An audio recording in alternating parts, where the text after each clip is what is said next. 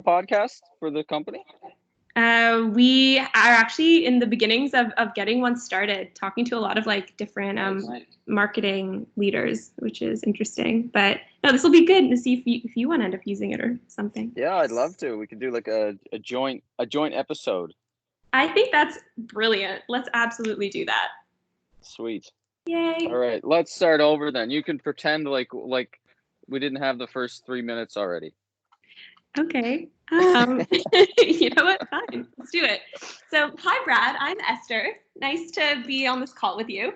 Awesome. I'm so excited to hear the results of the survey that I commissioned from you guys.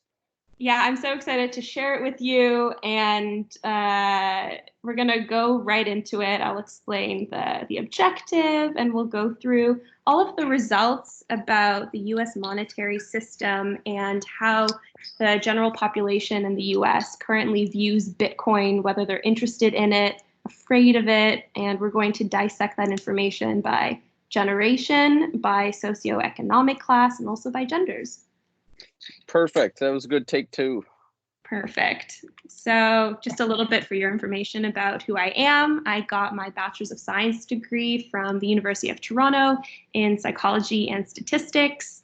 And then I went to Harvard University to focus a little bit more on economics.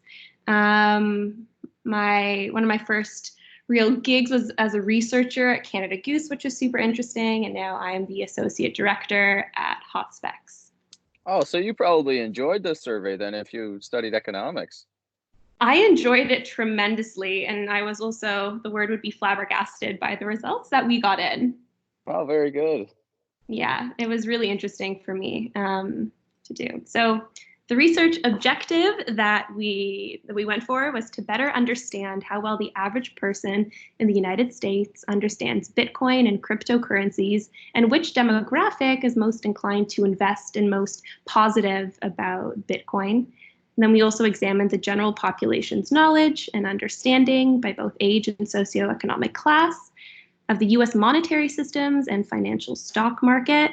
And then, of course, the goal is to really guide investor decision making around cryptocurrencies and who their target demographic could be and who we expect it to be. Excellent. And then hopefully we can do the follow-up. We'll get some pricing on that and be able to find how much it'll cost to get to measure this across different like locations, Africa and China and India and stuff. Yeah, absolutely. We actually got that in for you. So I can, okay, perfect. I can send that to you after we go through these results. Yeah. And I think you missed it on this go around, but what was Hotspex? You said Hotspex has a bunch of offices all around the world? Oh yeah, we do. Right now we're an international firm, so we've offices in Toronto, in New York, in London, Chicago, and in Tel Aviv, our newest one. Awesome. Yes. And also, just as a fun fact, our focus is on emotional sciences, so really understanding how people relate to brands at an emotional level. And this is a little bit just more focused on people's knowledge and understanding. But it could be interesting to also at some point, interweave people's, emotional perspective on Bitcoin. Are some people not investing because of fear or because of, not really knowing who's behind it? But that's why I wanted to do this, because most of the people that are in this space, they think about technology. They think about the technology side. Right. And I'm a regular person, so I sympathize and relate and think like a regular person. I like to play video games, like to watch movies and Netflix, and I don't have a business background. I didn't go to Harvard like you. So it's like most people in the Bitcoin world don't look at this from an emotional perspective or from an average person's perspective. So I'm just really curious and like want to deep think about how the regular person views the money system and Bitcoin, and then taking it past that, what can I do to help people get prepared for a potential negative scenario with the US money system by, getting some Bitcoin. But then most people, unless there's a FOMO event, like a bubble, a stock market type bubble in the price of Bitcoin, people don't pay attention to it. So this just sort of like for me to help me understand why people don't do that, and if it's frivolous for me to even try to convince people about Bitcoin if they're not naturally like sucked in because the price is going up. Right. Yeah, so to understand their emotional reaction to Bitcoin and money. Yeah, I think that's great. Yeah, I think that'll be really interesting. At the very end, I actually want to talk about, barriers. And, we'll see a certain amount of people shift throughout the survey. And one thing to say, we did, for those listening, we started asking them one question at the end of the survey. We asked them the same question to see how much has changed. And, and we'll get there, but it'll be interesting to see, those people that didn't change their mind, even though they were given all this really useful information, what were those barriers still stopping them? And how can we... And you were able to measure that? Well, part of it, yes. And then we'll see awesome. For a follow-up study, what else did we not capture in our first round? Oh, that's great. Yeah. So just as our sample, we ended up surveying over 800 people that live in the United States, equal numbers of men and women. The survey was in market in early February of 2020, so super relevant and current information. Ages between 18 to 65. And then just in terms of our methodology, it was an online survey of 17 questions about the US monetary system and cryptocurrencies. Yeah? Perfect. Beautiful. So the way that I looked at this data that we got back was through the lens of 3 hypotheses. So we could either, accept them and say, yes, this is, our hypothesis was correct, or if they were not correct, we'll reject them. So the very first one was about gender differences. And, I hypothesize that there will be certain gender differences throughout the survey. So that's why we'll take a look at them. And then hypothesis 2, demographic differences, that there will be a difference among the generations. And we do propose that the 2 younger generations, like millennials, born between 1981 and 1994, and Gen Z, born between 1995 and 2009, will express significantly more interest in something like cryptocurrencies than either the Gen X or baby boomers. So that was our hypothesis. So far, what did you expect from the demographic differences? I expected Gen X to be more than boomers, but for millennials and Gen Z to be much more interested in Bitcoin. Okay, interesting. So what you're saying is that you expected there to be actually like a linear line. So baby boomers to be the least interested, but for Gen Z to be the most interested, right? Well, probably millennials because they're more mature in their, thinking. Okay. So it would be like probably Gen X and Gen Z around the same, because they're what's it, like 19 years old or something is the cutoff for 19, 20. So yeah, when I was 19 or 20, I wasn't really thinking much about what I was investing in. I was just thinking about what was on TV, what game was I going to play. Yeah. That's true. Yeah, Gen Z, the cutoff, they'd be like 24 right about now. So, oh, really? What the hell? Yeah, 1995 babies. Mm-hmm. So it's not too young, but you're right. It is, maybe a little bit before they start. So yeah, life hasn't really happened to you in full effect yet when you're 24, 25. Right. Just starting. But for sure, I would expect Gen Z to be way more interested in Bitcoin than boomers. Okay, right. Yeah, that's we should put money on this. We'll put 50,000 Satoshis. That's so great. That's only $5. So it's not that big. Yeah. Okay. So then hypothesis 3 was about socioeconomic status and the classes, and we do expect that wealthier individuals will express higher knowledge about Bitcoin and cryptocurrencies and also express higher interest in the topic. So those were, and we're going to be looking at all of the data that we got in through gender effects, male or female, generation effects, millennials, boomers, and socioeconomic status effects. So that would be below poverty line, low income, middle class, and wealthy. Perfect. And the one thing too is that like you see a real disparity between the demographics of people who are in crypto between men and women. I mean, it's like 90% men. Wow. Or even more. but I don't think that that's accurately portraying the interest levels. I just think that it's what, so I wouldn't be surprised to see that it's pretty much 50-50 between men and women interested in the survey. But when you look at Twitter and YouTube stats and all that, it's like 95-5. Wow, that much between the genders. Wow. And it's mostly because most of the content creators are men, and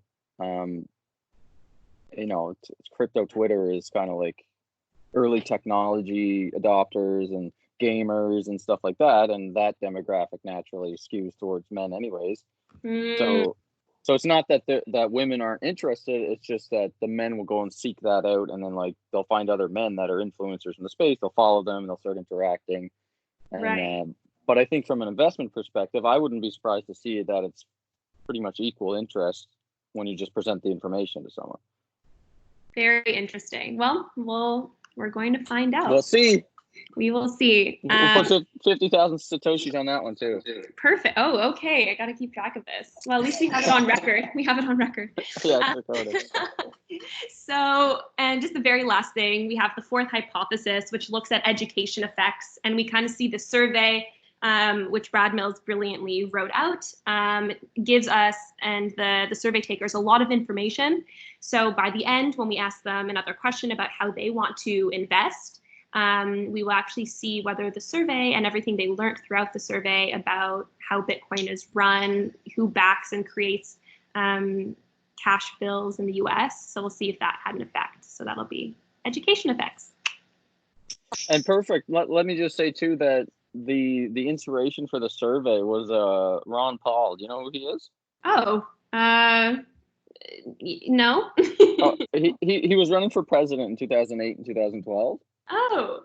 And he was the libertarian guy that was against all the wars and was trying to audit the Federal Reserve and educate people on the money system and all that during the presidential elections. Wow. And he runs this little informal Twitter poll every year. And his Twitter poll is the very first question.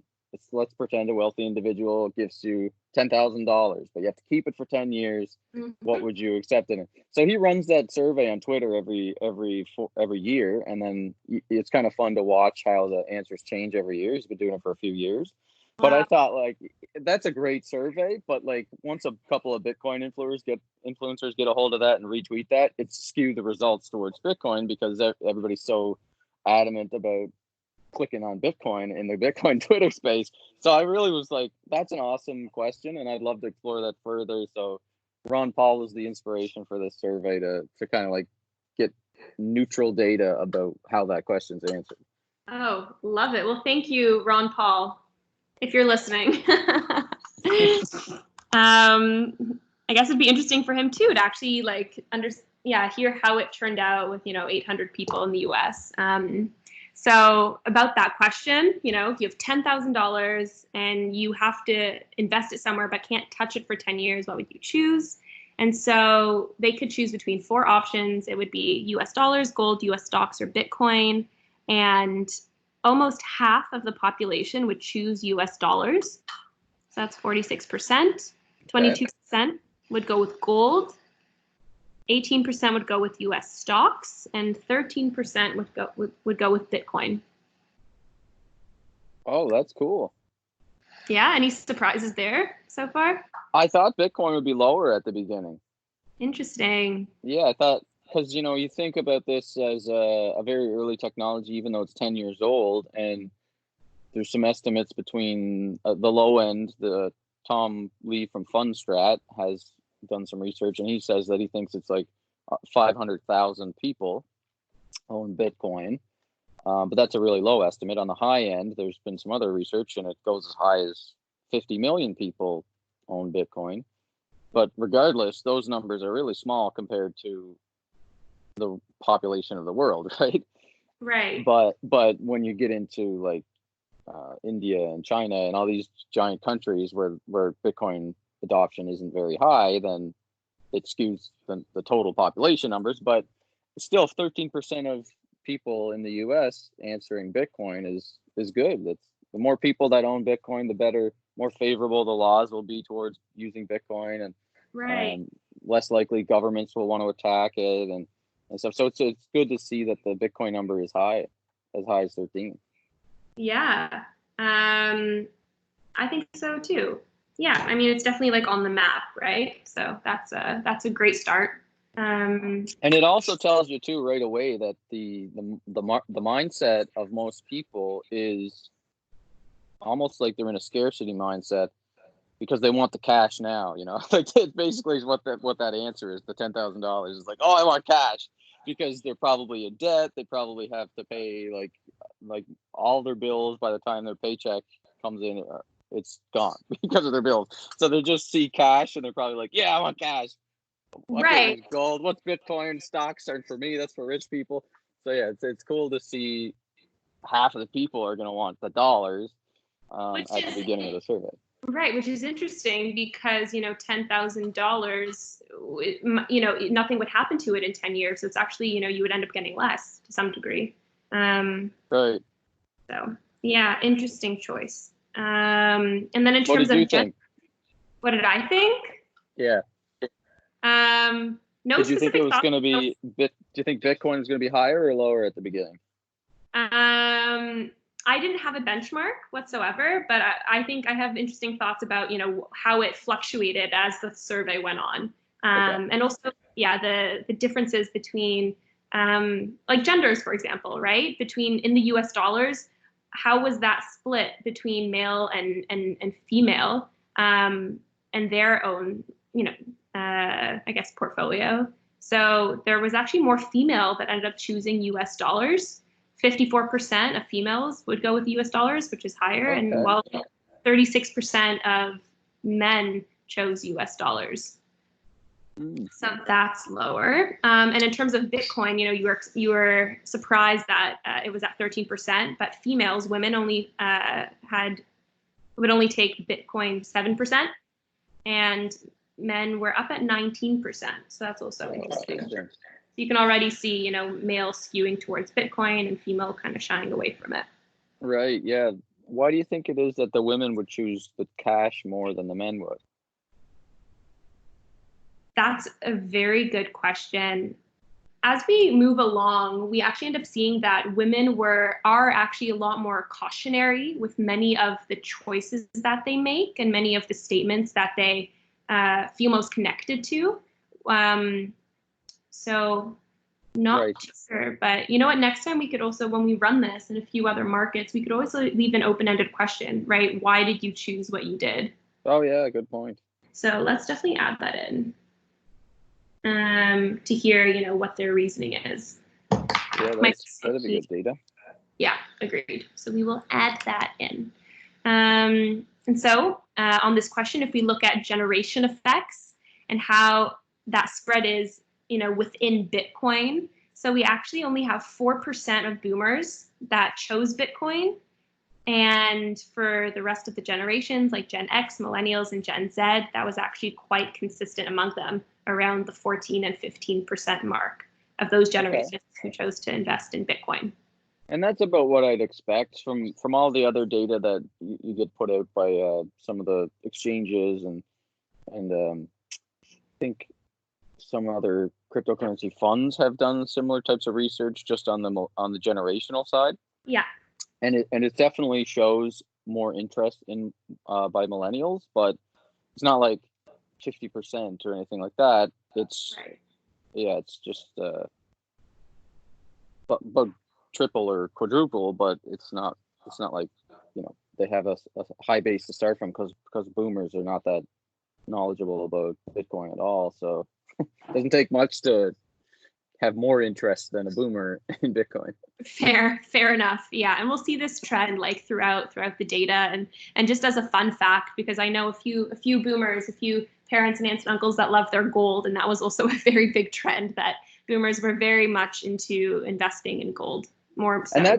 And that's why too I'm really excited to run this survey in India and China and other places, because a lot of places in the Arab world and the Middle East and stuff, they don't trust the banks naturally there. They keep their money in their at home, and people view the banks as a tool of the government in most places, and in India, it's like gold is very common. Like people own gold more than I think dollars. So it'd be interesting to see the results between the countries once we get that data too.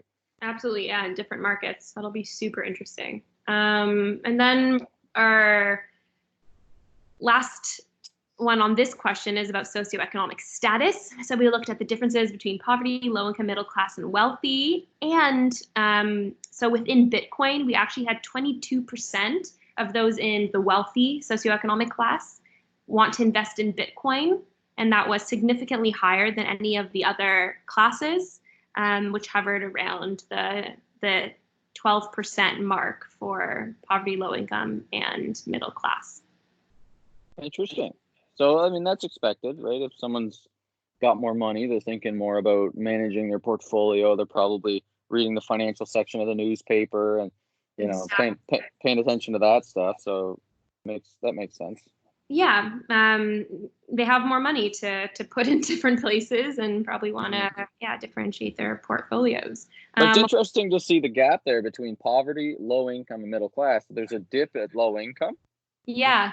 And I wonder, maybe that's just a statistical anomaly or something, but it would actually make sense to me, because if someone is in poverty and they hear Bitcoin and they see the FOMO about Bitcoin's going up, like that would have probably affect someone in poverty more than someone who's working a minimum wage job or whatever. And maybe they're not struggling so as much, so they're not in like fight or flight mode. They're just kind of existing and spending their time with their family and watching Netflix and stuff. So they're not as much of a struggle as the person in the poverty. So someone in poverty is probably more motivated to pay attention to whatever the heck can get them out of poverty.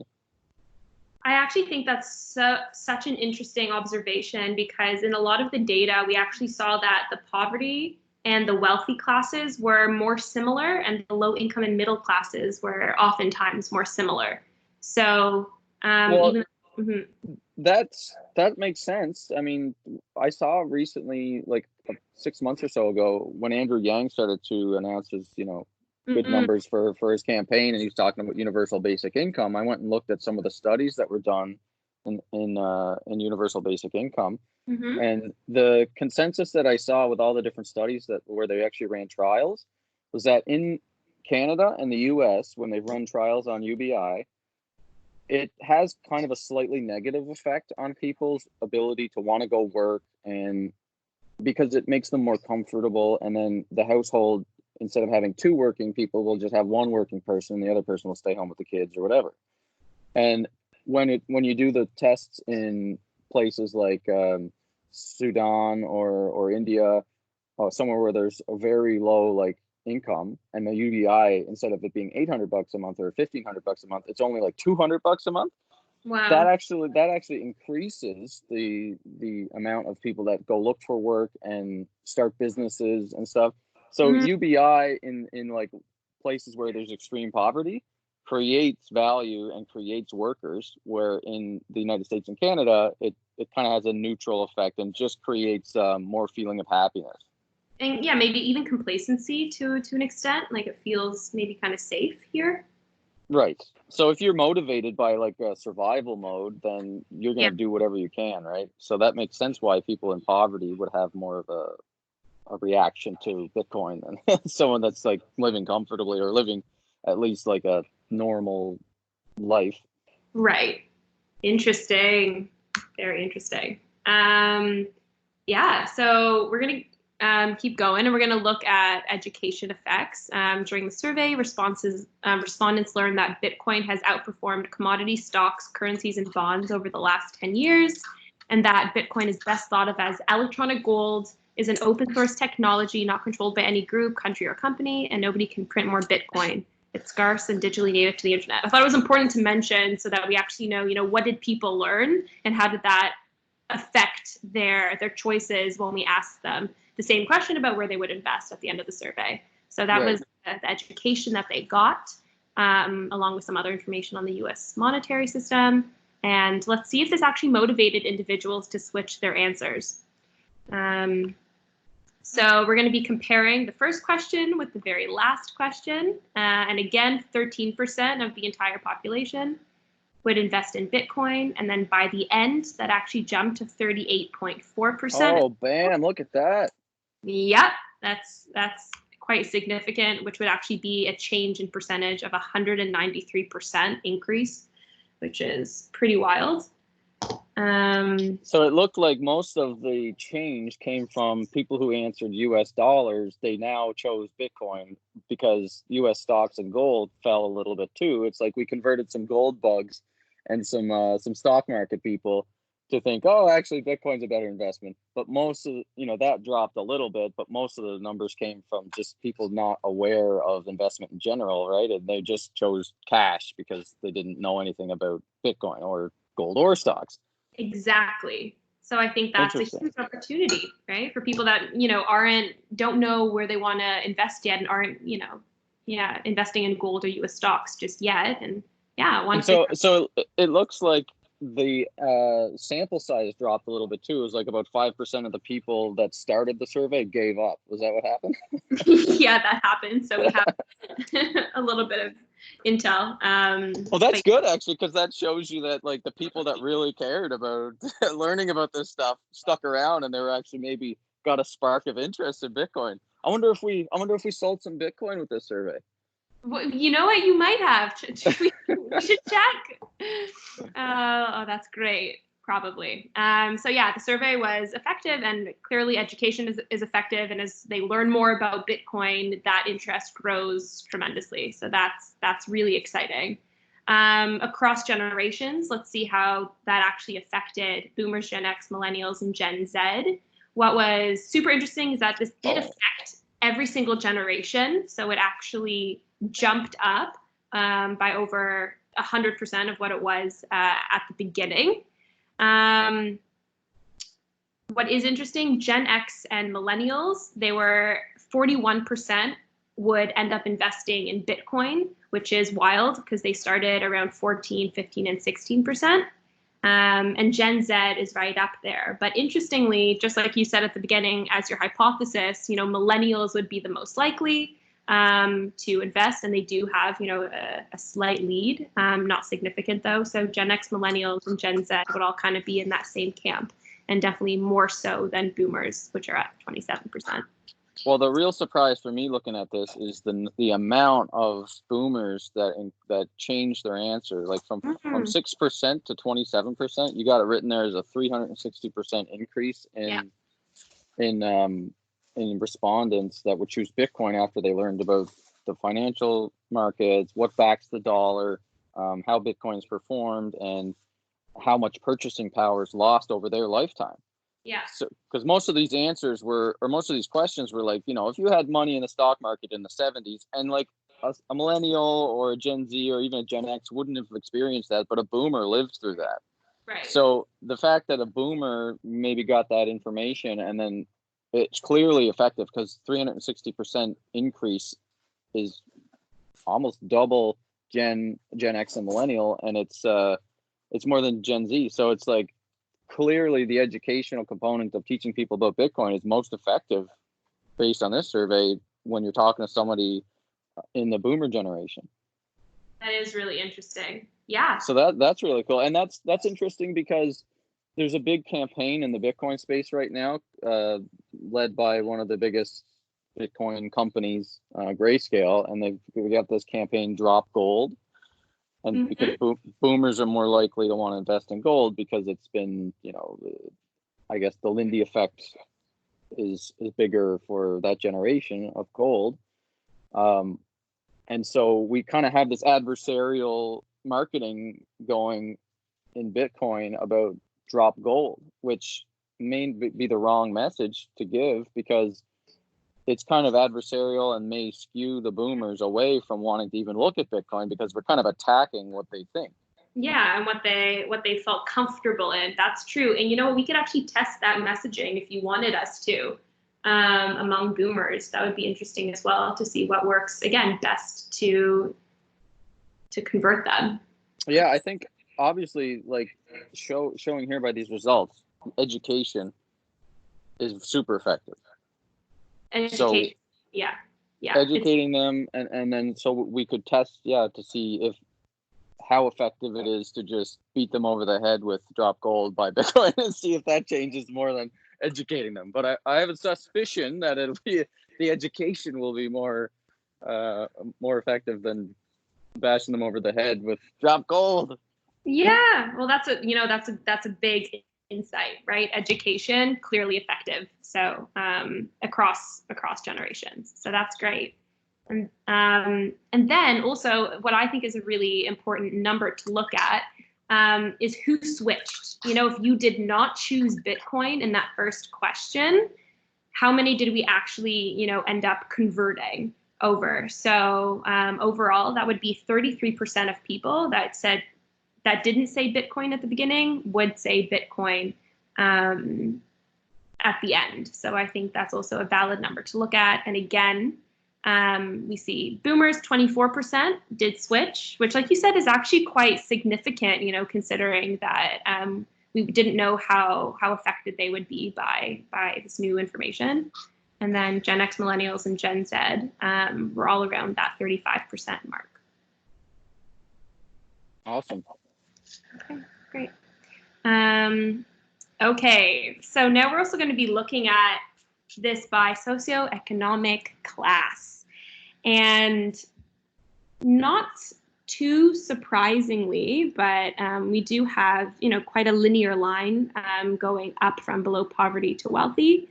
And by the end of the survey, almost 50% of people that are wealthy would be investing in Bitcoin, which I think also says a lot about those educational effects. It started at 24% and it moved them all the way up to 46%. And that was also consistent across the board. What is interesting, though, is that below poverty line is still lower than low income and the rest of them. Yeah, so it seems like, again, if you go with that theory of what the UBI did, the UBI test showed, it's not that low income people and middle income people are not going to change their mind once they're educated. It seems that people that are below the poverty line are in that fight or flight mode, and their initial response is going to be more interest. But then if you have more disposable income and more of a financial education or an emotional quotient of money, and then you get some education about Bitcoin, the survey shows you're more likely to respond to it. So somebody who is in the poverty line, while they're going to initially respond more favorably to Bitcoin because they probably see it's like, this can change my life. Right. Somebody who has more income to spend on Bitcoin, invest in it, after they learn about it, they're probably going to be like more motivated to take some of their money and put it into something that can change their life. Absolutely. Yeah, absolutely. So interesting. But yeah, again, across classes, this education really helped and really bumped up people's understanding of Bitcoin. So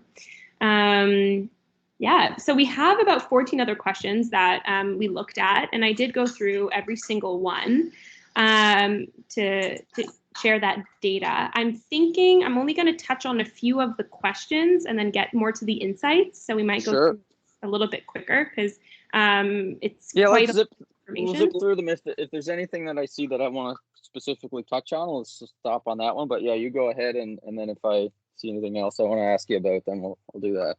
I think that's great. And maybe, I think that's a great way. I could spend all afternoon on this. I love this stuff. Should we? Honestly, I love this stuff too. I mean, I don't have anything to do for the next hour and a half, so if it takes 2 hours, honestly, I'm fine. You know what? That's great. If it's interesting, I'm happy to. Okay. So question 20, instinctively without Googling, what do you think US dollars are backed by? And honestly, it's wild to think that only 22% of the population knows that the US dollar is now backed by nothing. So everybody else either thought gold reserve, mix of gold and other assets, 26% and 37% respectively. So that's quite shocking. If you look at the differences between male and female, there was one significant difference is that women got it significantly more right than men. Women, nice. which is a little win for females. So 26% of women said nothing and 16% of men said nothing, but still quite low considering that is the right answer. And 75-80% of them got it wrong. And the generational effect on that was probably, I would assume, boomers mostly thought it was gold reserves and Gen Z thought it was nothing. That's what I would assume. Yeah, well, it's interesting. So boomers and Gen X were more likely to think that it was still backed by gold reserves and Fort Knox. And Gen Z and millennials were more likely to think that that it was backed by mix of gold and other assets. So. Right, and that's what I would assume, because boomers grew up when there was actually a backing. You know, when most boomers were young, there was actually gold backed the gold backed the dollar. Yeah, I'm so surprised that when that changed, it wasn't like on the headlines of every single newspaper, so everybody knew. That's what I'm most surprised by, that they can make such a big shift. It was back in the 70s, right? It was then, but then, yeah, it's just the same way now that people don't realize quantitative easing is happening and that the U.S. debt is so high. You know, people just naturally don't. It's not part of their daily lives, and money works here. It's not like in third world countries or like places like Venezuela or whatever, where the currency is hyperinflating. I mean, unless it's affecting your daily life, it's not going to really be front of mind. Right. So because the dollar has been stable in terms of, it's not been stable over time, but in terms of your daily life, like what you can notice, it takes like so long for prices to change and stuff that, you know, it's like the frog boiling in the water. You know, it's so slow that the frog doesn't notice and he doesn't jump out. He gets boiled to death. Oh, yeah, that's true, right? It's such a slow thing that you don't. Yeah. Yeah. It doesn't grab Whereas like a Gen X person, they grow up with Fortnite bucks and video game dollars and all this stuff, and they just natively understand that nothing has to back a currency. There can be value digitally native, and so that's why I think Gen Z and millennials are more naturally accepting of Bitcoin intrinsically as it can be a currency, because they didn't have the skewed belief that there was gold backing the dollar.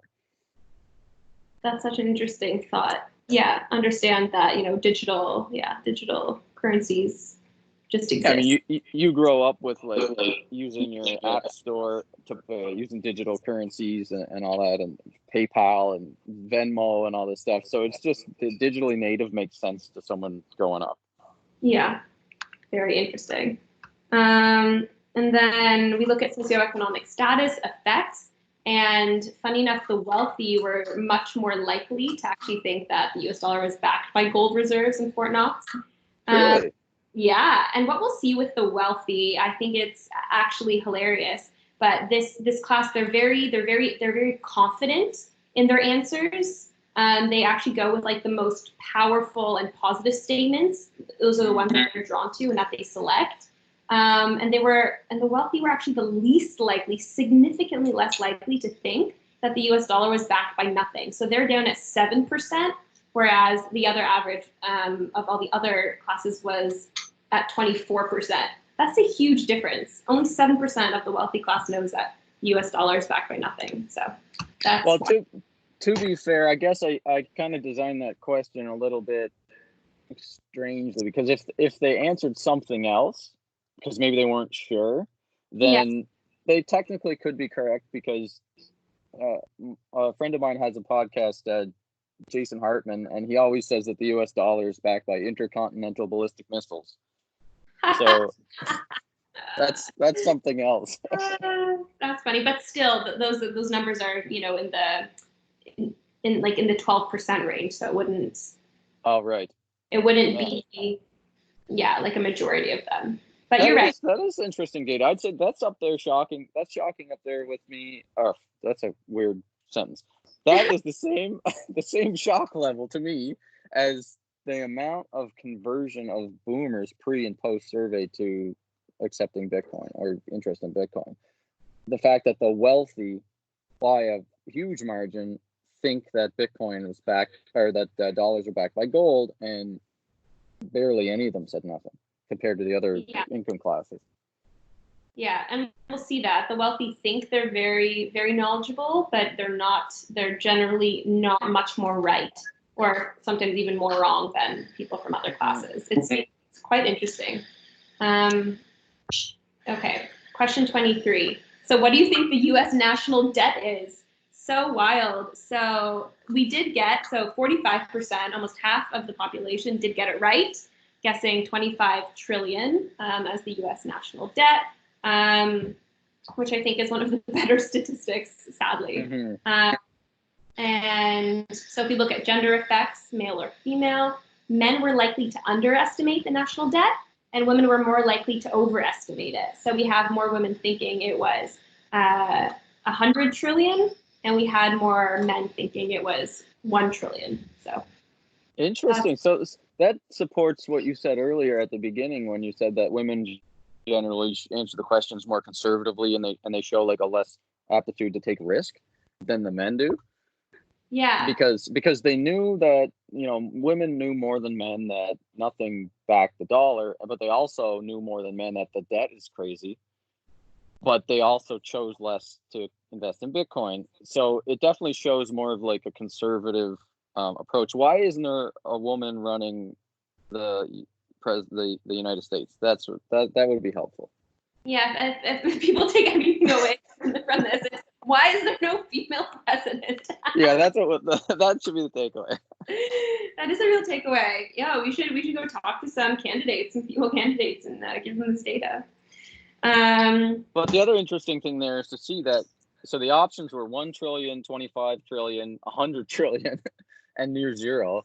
And 10% of the people thought there was no national debt.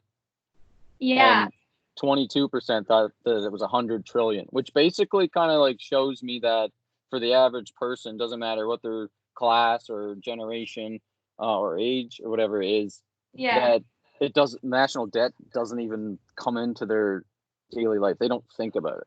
And I also think, like, whether it's 25 trillion or 100 trillion, that number is so absurdly large, you can't even fathom, right? Even though the difference between 25 and 100 trillion is ridiculous, like, 25 trillion in and of itself, I think the average person is just unfathomable. So you're already in that realm of being too large for it to matter to an extent. Right.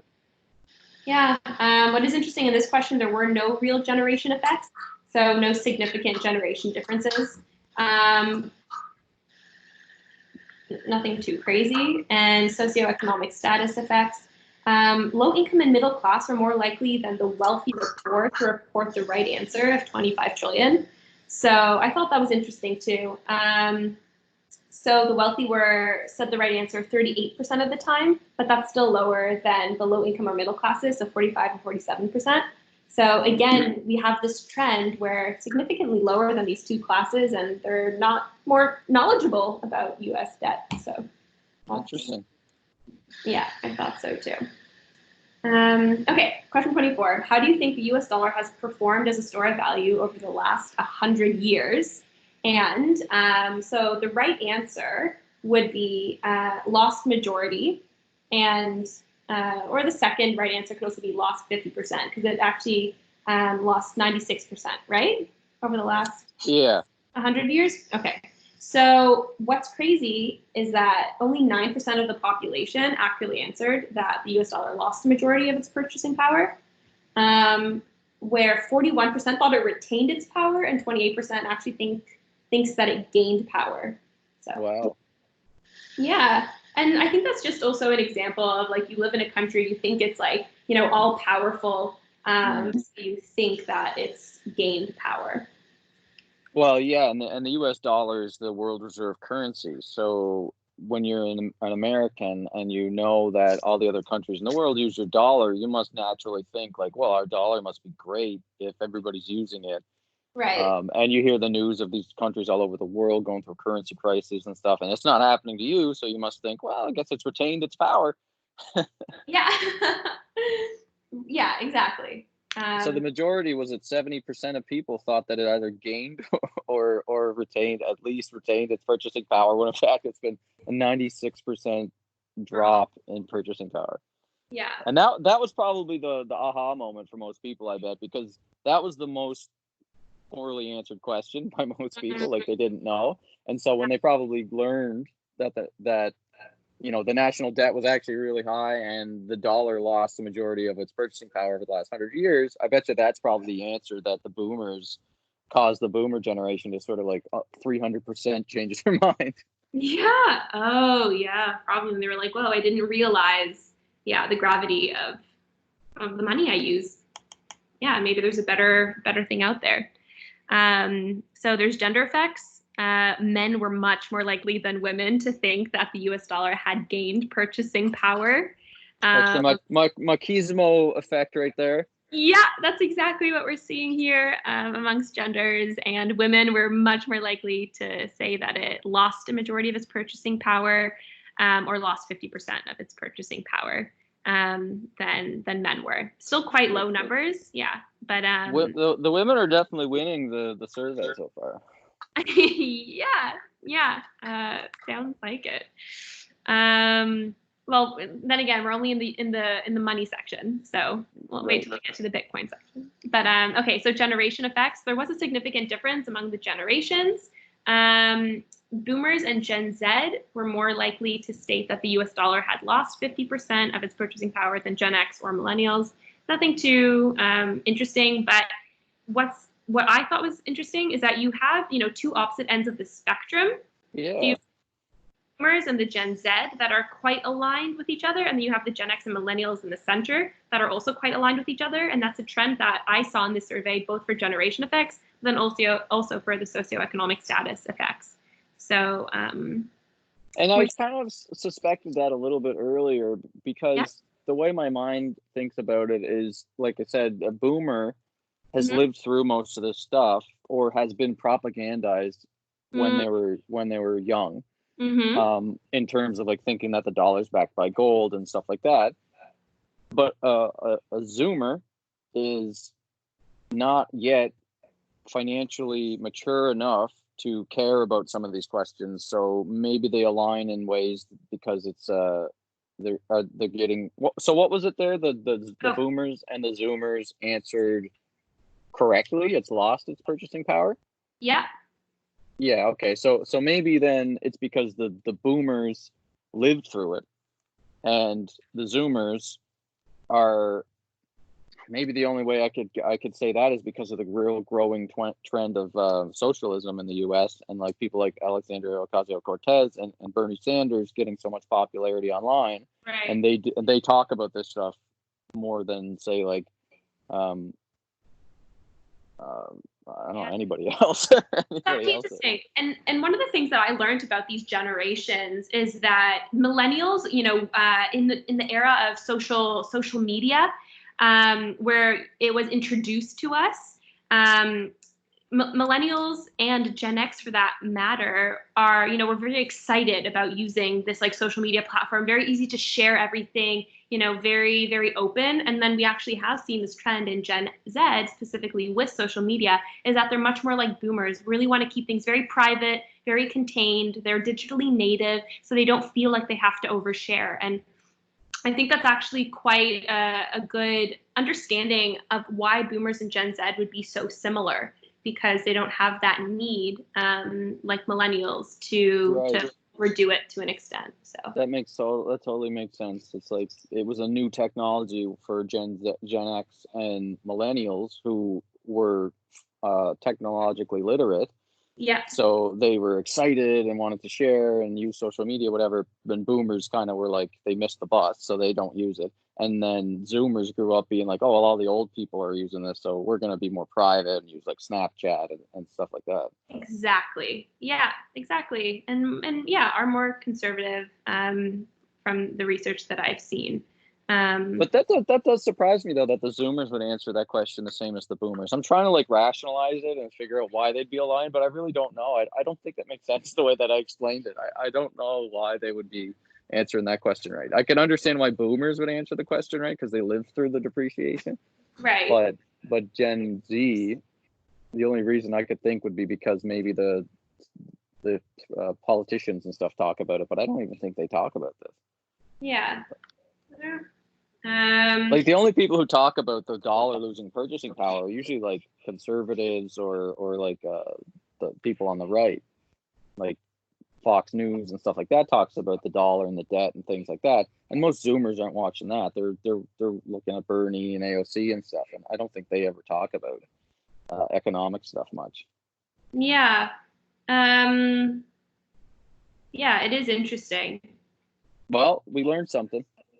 Yeah, and we'll see that even as the survey goes on. So, and again, so we're going to look at the economic classes, and what is wild is that wealthy are extremely more likely than any others to believe that the US dollar has gained purchasing power. So they 58% of them compared to the average of 28%. So 58% of wealthy people think that it's gained purchasing power. And this is again just another example of wealthy people really connecting to the very positive, like boisterous statements and feel more connected to that. So, and you know what, that probably is also an effect of the S&P 500 and like the stock market going on a tear over the last, well, really, the stock market has been on a 100-year bull run, including recessions.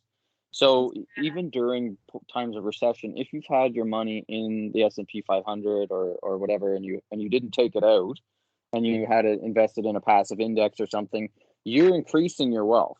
So it's continuing to go up and up and up. So the wealthy are probably getting some exposure to the stock market, seeing it go up, and they're probably equating that with the dollar, thinking that, oh, well, if the stock market's going up, then the dollar must be going up.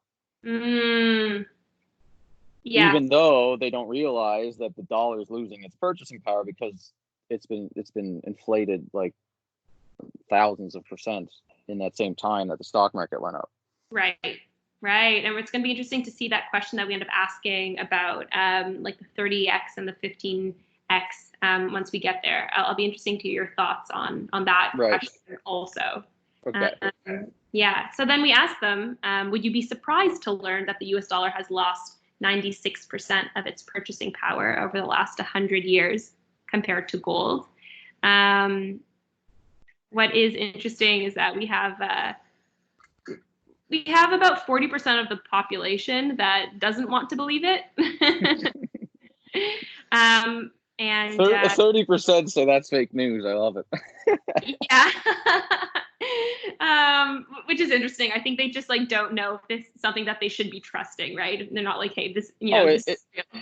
It naturally feels like that's fake news. It doesn't feel right. Yeah, totally. So that's why I wanted to have that question in there, because with the fake news meme that's been going for the last few years, I mean, that does feel like fake news. When you hear that, it doesn't sound right. Yeah, that's crazy. Actually, it feels so foreign to think that the US dollar lost like almost 100% of its purchasing power that you're like, nope, that's fake. That's fake news. Yeah, that's fake. Yeah. But surprisingly, 30% of the people converted. Like they did, because the answer is I believe it, and it's shocking. As in, like, they didn't realize it, but now they realize it. So. Yeah. So on that, so that I believe it and it's shocking. I'll actually send you something else, because I believe it and it's shocking, and the wealthy were actually the most likely in this situation. They were at like 68% of being like, I believe it and it's shocking, which also just shows that as a demographic, the wealthy were the most receptive to this new information, and we're like, oh, actually that makes sense. Did you happen to, because it would make sense to me that the boomers were also the most wealthy. Did you have any data on that? Because yeah. if the boomers were the most wealthy and the wealthy were the most to shift their mind, and it would make sense that the boomers are the most wealthy because they've got generational wealth being passed down to them from the silent generation, so it would naturally make sense that they're more wealthy, and they've had houses during the increase of the housing boom, and they've had exposure to the stock market for most of their life. So it would make sense that boomers are the most wealthy. Boomers were the ones that changed their mind the most on Bitcoin, and I believe it, and it's shocking, had a 60% increase. That would make sense if it was also boomers. Yeah, so the boomers were actually not the most wealthy demographic from what I remember, but I think you can see my screen, so I'm just going to look it up real quick. Which generation are you part of, and what economic class do you consider yourself in? So if we just look at the age cohorts, funny enough, boomers who took the survey were more likely to be low income. Gen really? X, yeah, so the Gen X and millennial generation would be wealthier. Okay. But we did weight it differently so that this effect wouldn't be present in the actual results for the age cohorts. So that's something that we did balance for. Makes sense. But even though boomers, on average would be wealthier, let's say like the people taking the survey, those boomers weren't necessarily. Right. Happen. Yeah.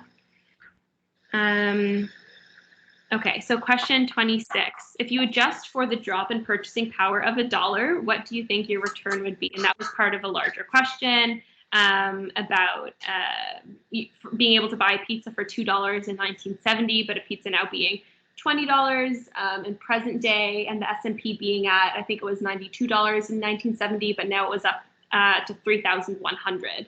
So we were asking them, if you would adjust for the drop of purchasing power, what would their return be? And will you tell everyone what the right answer would be? I think it's like, if I remember correctly, it's a 3x that you would have gotten, even though it's 30. Feels like a 30x. Like you would have gotten a 30x in dollars, but your purchasing power would have only increased 3x. Yeah, exactly. So the right answer was 3x, and only 50% of the people were able to do that. It was kind of a math question. Yeah. Which I enjoyed because I did it. But yeah, it was only 15% of the people that got that right. Quite a bit. 15%, right? Yeah, and that's expected because most people, like, by the previous answers, if most people think that the dollar has either retained or gained its purchasing power, and the debt is like either nothing or like lower than you think it is, and answering these questions where general people don't understand, it makes sense that they wouldn't get that a significant loss in purchasing power when you equate that to the increase of the stock market over the last 30, 40 years. It actually makes it so you didn't do very well. Yeah, instead of getting 30 times your money back, you really only got 3 times your money back, which is quite different. And I bet you that's probably another one of the aha moments where the wealthy people who are in the stock market, who probably are getting good returns over time, as they relate the returns with the debt and the loss in purchasing power, it probably hits them more in like their financial part of the brain, where they probably understand, okay, even though I'm getting these gains, the longer I stay in the stock market, the less purchasing power I have. So I need to start thinking about storing my wealth in an inflation resistant asset class. Right. Oh, that's really interesting, right? Yeah, inflation. That's what I would expect anyways. If someone was really thinking about these questions as they go through and they're learning, the debt's crazy, the dollar's been printed like nuts, even though I'm up in the stocks, my purchasing power is down. I need to start thinking about store of wealth and preparing, to see more of this happening over time. Yeah. So I'm curious, is Bitcoin inflation resistant? Well, it's not. It is it's a hedge against inflation because it doesn't have a cap, it has a supply cap and it doesn't have an inflation schedule. So there's only ever going to be 21 million Bitcoin. And so because there's not going to be more printed once the cap hits, it's more like gold in that way, where there's no guy can come in and say, I actually want to print another million Bitcoin like we do with fiat money. Right. And so that can't deflate the value of each existing Bitcoin. So savers and even investors in the U.S. stock market and in most developed countries they're being punished every year by the government's printing more money. Their savings are being dwindled. Even though it's the same amount of dollars, it's less, it can buy less. Yeah. And so Bitcoin is resistant to that. I mean, it's not like, it's not like a feature or something. Like, it's just naturally, like gold, resistant to the effects of inflation through money printing. Yeah. Oh, so interesting. And so so if the cap is 21 million, do we know how many Bitcoin have been like created already? Yeah, it's around 18.5 million, I think, right now. Okay. And so most of the Bitcoin are going to be mined by 2040 or so, and then the rest of the Bitcoin it'll take 100 years for them to be mined, because every 4 years the amount of new Bitcoin issued drops by half. Oh. Yeah, so the supply gets shocked and reduced every 4 years, and then that makes it more competitive for the miners. And it's modeled after real gold mining, and that's the only reason it's like that. It's kind of confusing, but once you get into it and you understand it, like gold mining, when they find a new vein of gold or a new deposit of gold, it could add a significant amount of gold into the total supply of gold. So like a couple of years ago, China found this crazy huge reserve of gold that would have added like 5 to 10% more gold into the total supply of gold in the world. And then they have to start mining it and whatever. So that's called the stock to flow ratio. And it basically just means that there's an unknown variable, how much gold is being mined. And then it is like ever increasing. And like some companies are actually starting to explore asteroid mining.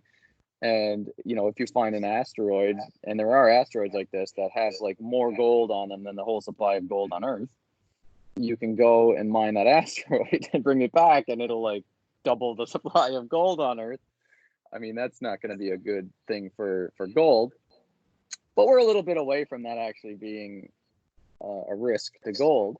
Wait, that's so cool. Wait, but this hasn't been done yet. This is just an idea, right? Asteroid.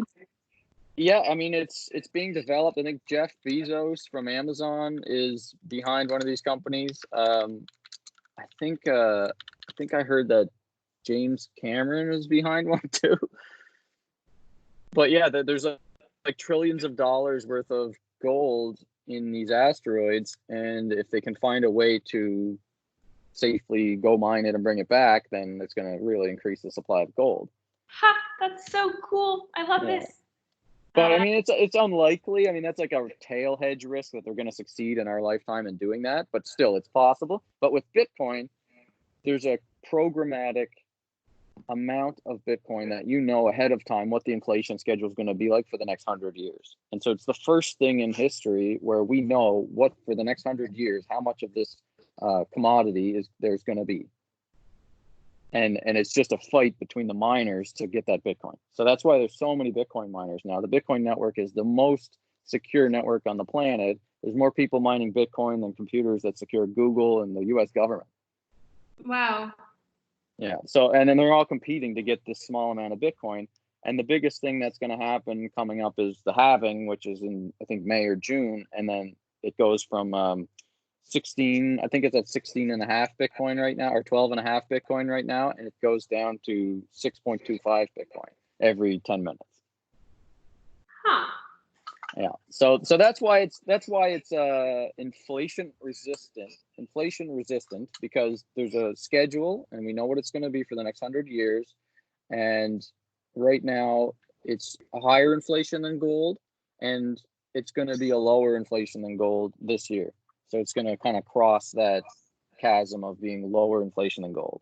That's so interesting. And do we actually know how like quantum computing is going to play into the mining of Bitcoin? Because I mean, they can perform so much quicker than a regular computer. So how does that work?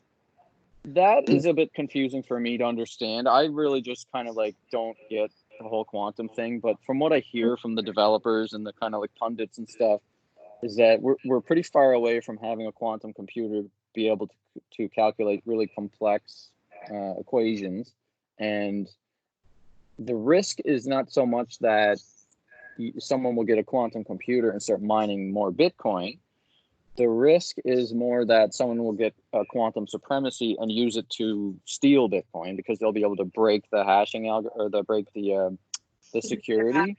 Yeah, that's the thing. They're able to crack into pretty much any. Yeah, and then if there's two things about that. One is that if that happens, it's the same type of security that secures the government and the internet and your bank account and everything. So there's a lot more things that will be disrupted by that than Bitcoin. Mm-hmm. And when quantum computing is a thing, there will also be quantum safe cryptography. And Bitcoin can upgrade itself to protect against a quantum attack by switching the algorithm that secures to a quantum safe algorithm. Exactly, and that's exactly what it would have to end up doing. Yeah. But it's very difficult to upgrade Bitcoin like that, and it might cause uncertainty in the price and stuff, because that would be a really crazy event. But like, if that happens, it's going to be an effect on everything. Yeah, and I think it's going to happen sooner than we all think. But I feel like sounds like people are thinking about that. Yeah, it's like if Bitcoin was facing a breaking change, then we would, as a community and developers and miners and everything, agree to fix Bitcoin so that it doesn't destroy the value of Bitcoin to a quantum resistant algorithm. Like, that's the one cool thing about Bitcoin and how it's like gold. Like, nobody controls it. There's no company that's like, oh, we're just going to upgrade Bitcoin and add this new feature in. It's a long process. It involves hundreds of developers and thousands of people that own Bitcoin and companies and all this. So far, there's been like little internal wars fought over upgrading Bitcoin, where factions of the Bitcoiners want to like take control of development and then try to add a feature. And it actually created like this split in the chain where these other guys decided to just take the ball and run and go with their own coin. They made their own cryptocurrency. And it was like, Bitcoin wants to be the most conservative, secure, gold-like cryptocurrency. And the only way that you would see a change that could affect the censorship-resistant properties of Bitcoin to be government-proof is if it was going to be broken by quantum computers or something like that. Wow. Wow, that's super cool though. And that's why people say digital gold and like commodity, like Bitcoin is a safe commodity more than it is like a technology or something like that. Right. I think that's really interesting. I think people aren't like I really don't think people are as knowledgeable about how secure it is, and just don't understand that enough. So yeah, I didn't want to put all that in the questionnaire, because that was like the too down the deep end. That's not average level person thinking. That's like, deep down the rabbit hole thinking. Right. No, that's like expert Bitcoin level thinking. So. But glad you're interested in it. Yeah, I think it's super interesting. Even I've been converted through this process. So. Awesome. 100%. Okay, I guess just to wrap up this slide, socioeconomic effects. This is just about how the wealthy react to statements like, I'm not sure. So one of the answers to this question was, I'm not sure. And they were a lot less likely to click something that wasn't confident. So only 11% versus 31% of people that I'm not sure. So this is the question where it shows how much purchasing power has been lost through this 40 years or 40 to 50 years of investing in the stock market, even though they're up 30x on a dollar amount, but in purchasing power amount, they're only up 3x. Yeah. And you're saying that the middle class and the low income and the poverty line, so we're more likely to say, I'm not sure, but the wealthy were confident, like you said, and they were saying like, oh yeah, I'm up 30x. they didn't say I'm not sure or answer anything else. Exactly. Yeah. Okay. That's exactly. Yeah. And that makes sense to the previous question about how the wealthy didn't even realize that the dollar lost most of its purchasing power. Exactly. also. So they thought that the dollar retained its purchasing power, and they're up 30x. They're like, I'm king of the world. I'm doing it right. Yeah. That's so, yeah, I think it's really interesting, like a really interesting mental state, that they have and exude. Yeah. But Even though then, it's like wrong. you said, like Mm-hmm. 60% it changed, right? So once they learned the facts, they were more receptive to changing their mind. Yeah, Which is cool. exactly. Yeah, they really were. Okay, question 27. Who do you think creates new US dollars? I love this question. 7% think it's the president, 8% think it's Congress, 48% think it's the Treasury, and 37% think it's the Federal Reserve / the bank. So, which is right. Yeah. That's interesting. I would have thought more people would get the answer wrong. Oh, interesting. Well, I mean, still a majority got it wrong, right? So yeah, you're still up there. Yeah, 63% still got it wrong. So I think that's so significant that people don't even know where cash, what we all use, comes from and who makes it. So right. kind of and quite sad. I think that was like the overall theme, how. If there's a banker or somebody like that listening to this, they're probably going to think, well, actually, Treasury is correct because the Treasury has the authority to mint coins, and only gold and silver should be money. Like that was in the Constitution. But after the 1913 Federal Reserve Act, they kind of like took the ability to make money. The Federal Reserve did, and the banks, but they do work together in that the Treasury issues bonds, and then the Federal Reserve buys the bonds and with freshly printed money and gives it to the Treasury. So that's why people think the Treasury makes the money, because the Treasury kind of like distributes the money sometimes, but the Federal Reserve creates the money, and they buy bonds from the Treasury, which totally doesn't make any sense to me. I don't understand why the government is not creating the money. It shouldn't be these banks creating the money, but it appears like the Treasury creates it, but yeah, they don't. Yeah, there actually needed to be like a third party, because you couldn't be like, as the government, you actually couldn't be the one, wanting to create the money. You needed kind of like a buffer, which is why the Federal Reserve is more of a private organization, which was actually necessary to keep even the democratic system afloat. So the president can be like, oh, I want, X amount of money issued. You kind of needed that buffer. Well, that's what they say. That's what and there's this really good book you should read. Well, there's two. There's End the Fed by Ron Paul, and then there's America's Bank. So you'll get both sides of the argument. If you read America's Bank, it's like the story of how the Federal Reserve came to be. And then if you read End the Fed, it's the story of how the Federal Reserve came to be and how it's wrong, like basically. So you get both sides of the argument. And I obviously, as a Bitcoiner, I tend to, and seeing what the Federal Reserve has done to the money supply, and watching, understanding how fractional reserve banking works, where it's just you deposit $1,000 into your bank account, and the banks actually can create more money from nothing from your deposit, loan it out to people, and it just keeps multiplying like that. Wow. It doesn't make any sense to me that the banks and the Federal Reserve creates the money and has the authority to just make money from nothing and charge you interest on it, because the banks charge you like 18 to 20% interest on the money that they create from nothing. And that to me seems unethical, and that seems like a big scam. And to most Bitcoiners, that's what infuriates us. It's like they don't even take any risk in that scenario, because they're a private corporation. They charge interest on the national debt, so they get paid from taxes. It was a lot worse in the 70s and 80s when the interest rates were up. Like at one point, it was like the entire taxation, federal taxes, went towards servicing the national debt, which was paying for bonds and all that stuff.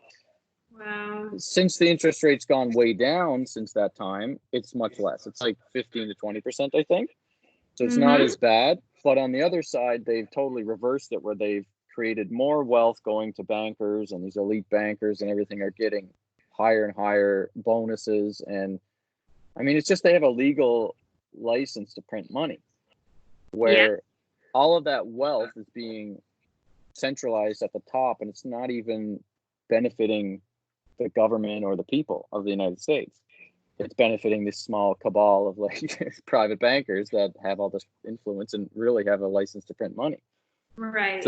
So there is another way to do it, which is like less fractional reserving, cap on the interest rates that you can charge people for credit cards, and give the authority back to the Treasury to mint money. Wow. So you can still keep it so that like Donald Trump isn't the guy that's in control of the money printer by, you know, having it separated, like the legislative, executive, and what's the other one? There's another one. Legislative, executive, and judicial. And judicial. Mm. Yeah. So you can have the money creation and the money supply and all that managed by the government.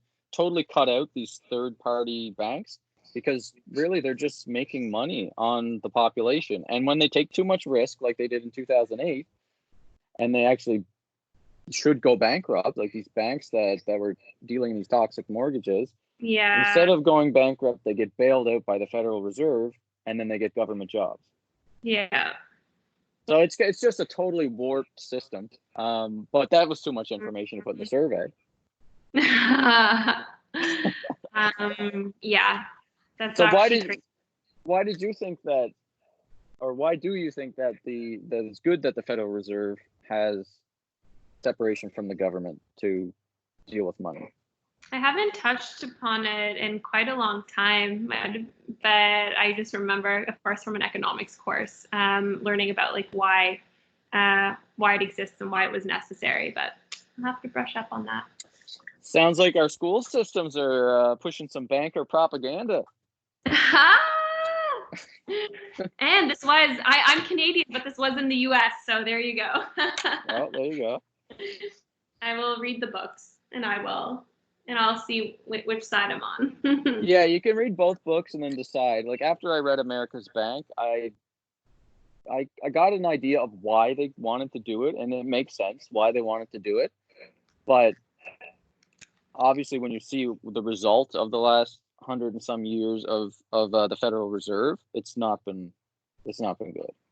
No, it's not been good, and that's the scary thing. Like the more you learn about this, these are just people's ideas that they decided to implement. I also think that a lot of the population like sees that this is like in place for a certain reason, but it's like no, like these are people's ideas, what they thought were best at the time, and it may not be, and it's actually. Just on what you said, there's room for people to take large cuts of what they're producing when, that may not be in the best interest of the people. Large cuts of what they're producing, and what do you mean? Yeah, well, you're just saying like the private bankers are the ones that are taking, Yeah, I mean they get access to the money before anyone else, and they're able to make more money with the money. So they get the most benefit of the spending power of the freshly created money, and they put it to work, and they start making money that we can't access as normal people. So they're making interest on enslaving the entire lower and middle class in credit card debt, mortgages, and all this stuff. Like they're basically making all this money, charging interest on the population. We're at higher interest levels than in history, higher debt levels than ever in history, and yet the interest rates for the banks are the lowest they've been in history. Sometimes it's negative. So the base interest rates are so low that the banks are getting this crazy spread in the middle of charging us 18 to 20% interest on stuff that they get for free. Wow. Yeah, and it's nuts. But to be fair, I mean, just to close that loop, there is benefits to have some form of fractional reserve banking and some liquidity in the system, and to have this growth mindset, because we have had more prosperity than ever before in human history, because there's been abundant supply of capital and trade and all this. So yeah, there's definitely benefits to the way that the system is, but there's economically, it's just proven to be so warped. The Gini coefficient right now, which measures wealth inequality, is the worst it's ever been. So yes, we have technology and everybody's got these phones and all this. So people generally feel like the system works and it's good. But when you Mm. measure the wealth and you see how unequal the wealth concentrates to the top, it's clear that this is not beneficial to the average person. So yes, it affects our lives positively, but really it just basically makes us complacent and enslaves us while they get really, really rich, like insane rich. So is that one of like the big reasons why you think, do you think Bitcoin is a more fair currency? It is because it's outside of the system and it's kind of like a resistance currency. It's first of all, like it's free speech money. You can't stop it. Yeah. So if you respect privacy and free speech, then Bitcoin you should relate with that because they can't stop Bitcoin. They can't censor your transactions like they can with credit cards and PayPal and your bank account. You can just get your bank account shut off if you're like a political dissident or something like that. So in that way, it's totally outside of the fractional reserve system. It's not controlled by any central banks. They can't stop it, and you can't be censored. So that's pretty much it. It's more fair, and it's more from the people, by the people, for the people. You know what I mean? Yeah. Wow. Wow. That sounds great. And Really. it's like a free market currency. So it's a totally capitalist system. It's a free market that miners you can be anybody and you can start making Bitcoin and processing Bitcoin transactions. And it's just a good example of how a system can work without government interference and private banker interference. Yeah, I think it's interesting, and you can correct me if I'm wrong, but I thought it was really interesting when I first heard about it that it's boundaryless, right? It's really like a global currency, which I think is absolutely necessary in today's day and age, with all these exchange rates where a lot of us like lose money on a lot of the time if we're traveling. You have something like Bitcoin that is just consistent.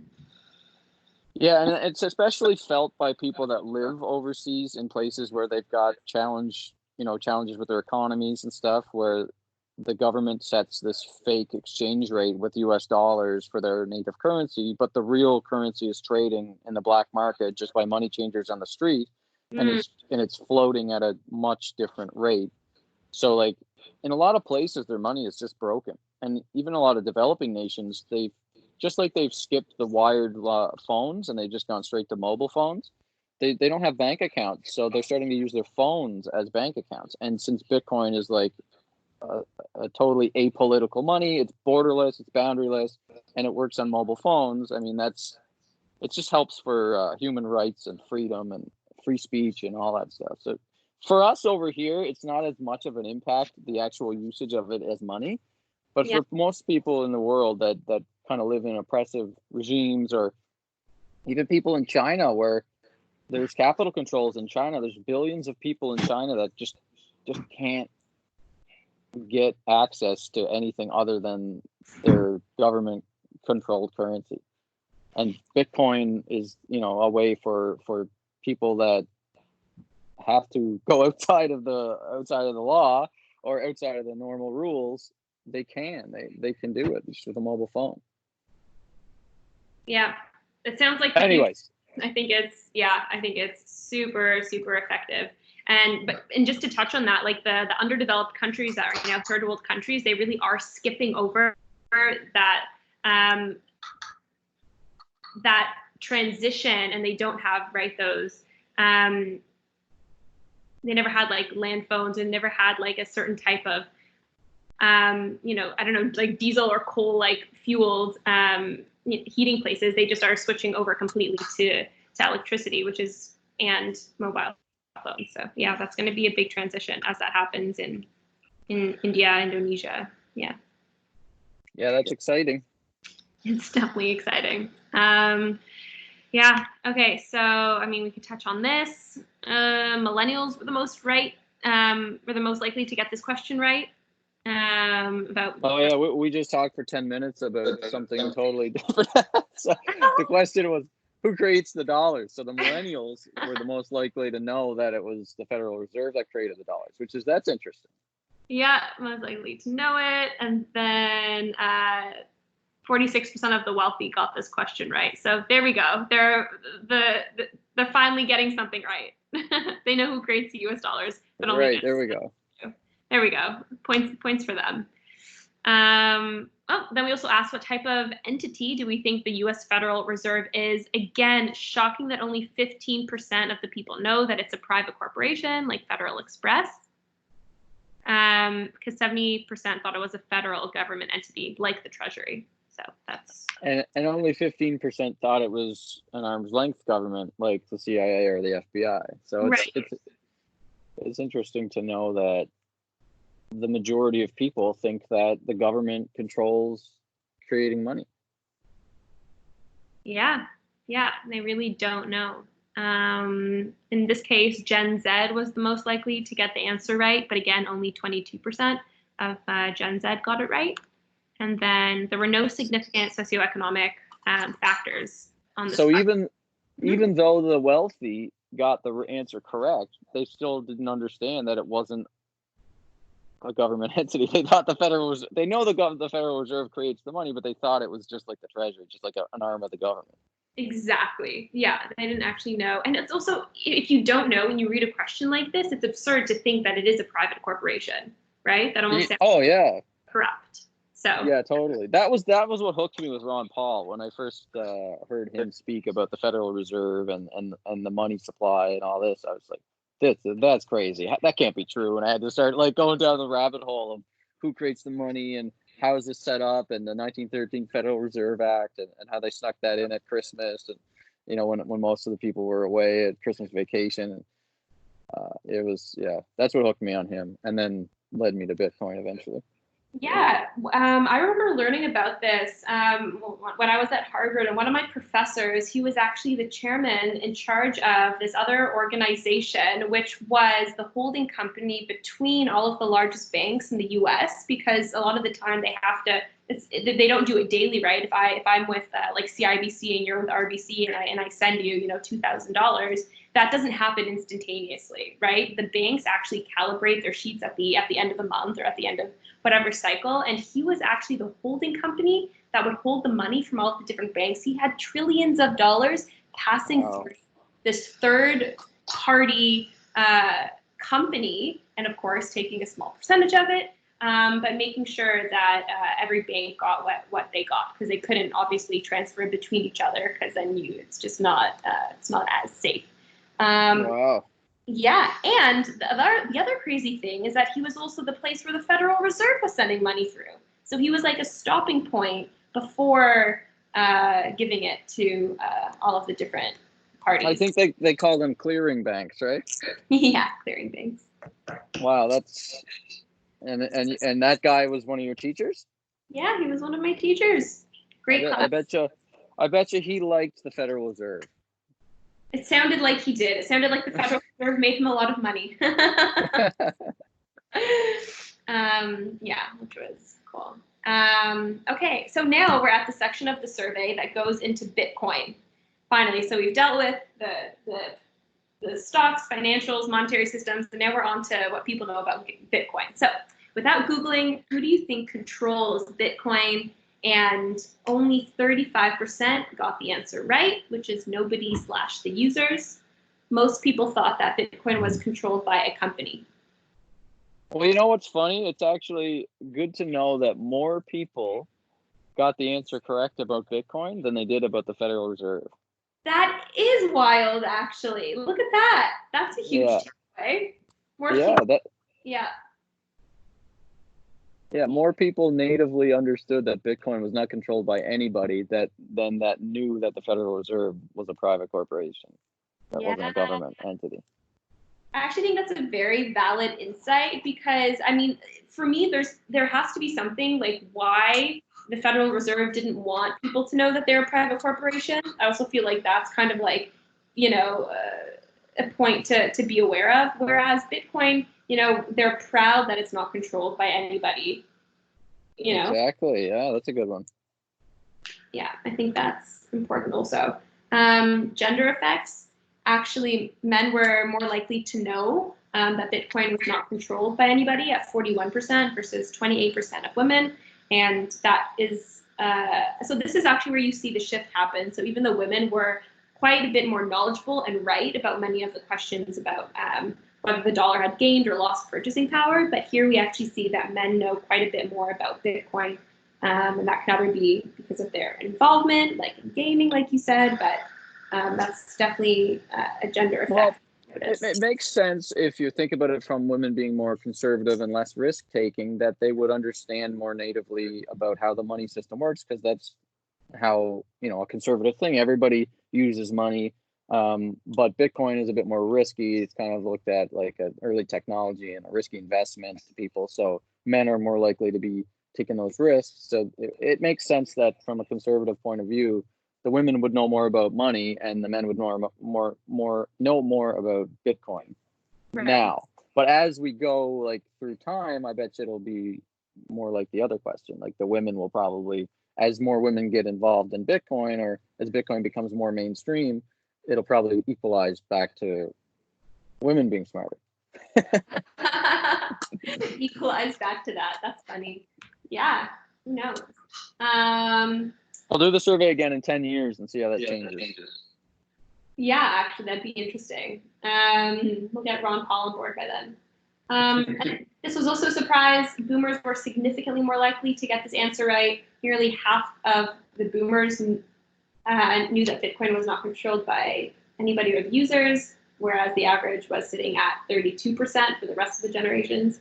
So that's quite significant also, 47 versus 32%. Interesting. I know. That is interesting. Also, I think this is hilarious. The wealthy were more wrong than any other socioeconomic class. There you go. The wealthy is not, they don't know. Yeah, makes sense. Well, because the wealthy probably were the least exposed to that knowledge, because they were more thinking about the traditional money system, the US dollar, the stock market. Right. And since they got all that so wrong, it doesn't surprise me that they're not paying so much attention to Bitcoin, because they don't even realize, how the other stuff works. Yeah, interesting. Until they do the survey, and then they learn, and then they change their mind. And then they'll know. Yeah. This is also interesting. So do you consider yourself knowledgeable about what Bitcoin is? And yeah, I guess we'll just start at the beginning. So 27%, no, I'm not interested. 45%, I know very little, but I want to know more. 17%, I understand it well and want to learn more. And then 11% say I'm very knowledgeable about Bitcoin and cryptocurrency. So yes, about 62% of the population wants to learn more, which is great. That's 62% interest in Bitcoin, and we're at 27% of people that don't care and don't really want to learn more. So those are, the key figures for this slide. And then in terms of gender effects, which is, I think, staggering, we have very big differences between men and women here. So we have 15% of men who are like, nope, I'm not interested, but almost 40% of women are not interested.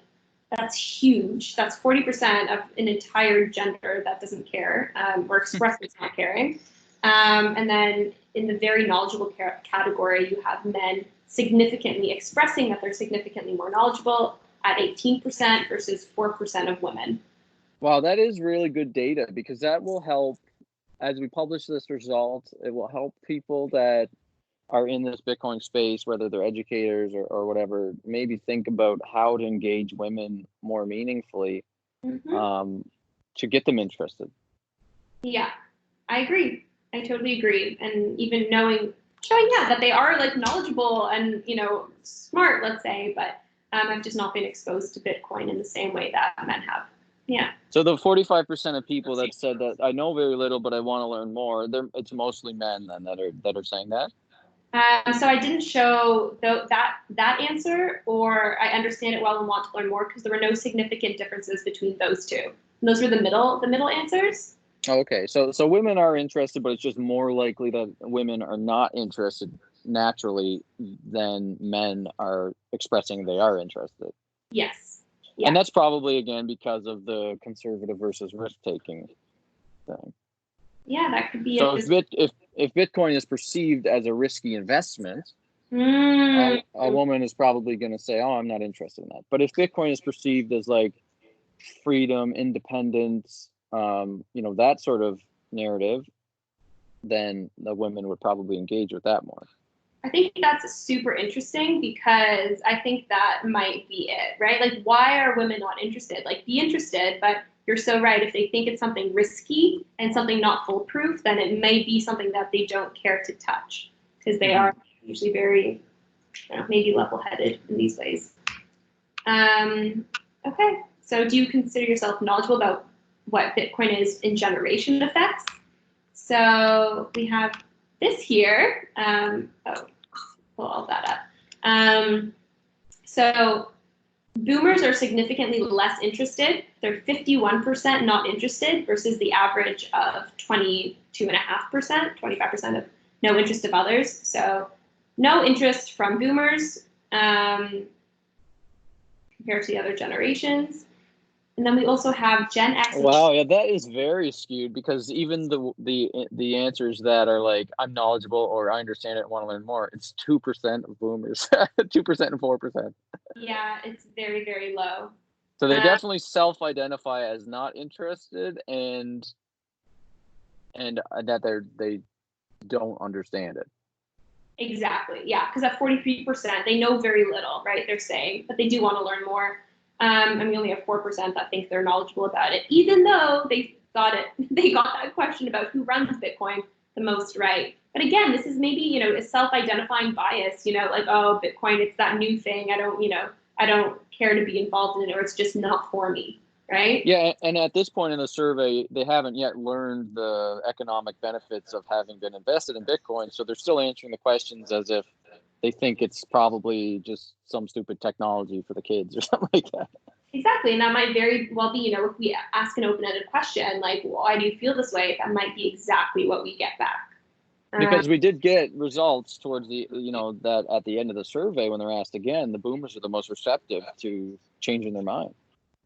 So even though they self-identify as, I'm not interested or whatever, as they learn more and as they learn what a great investment it's been, that's when probably they change their mind.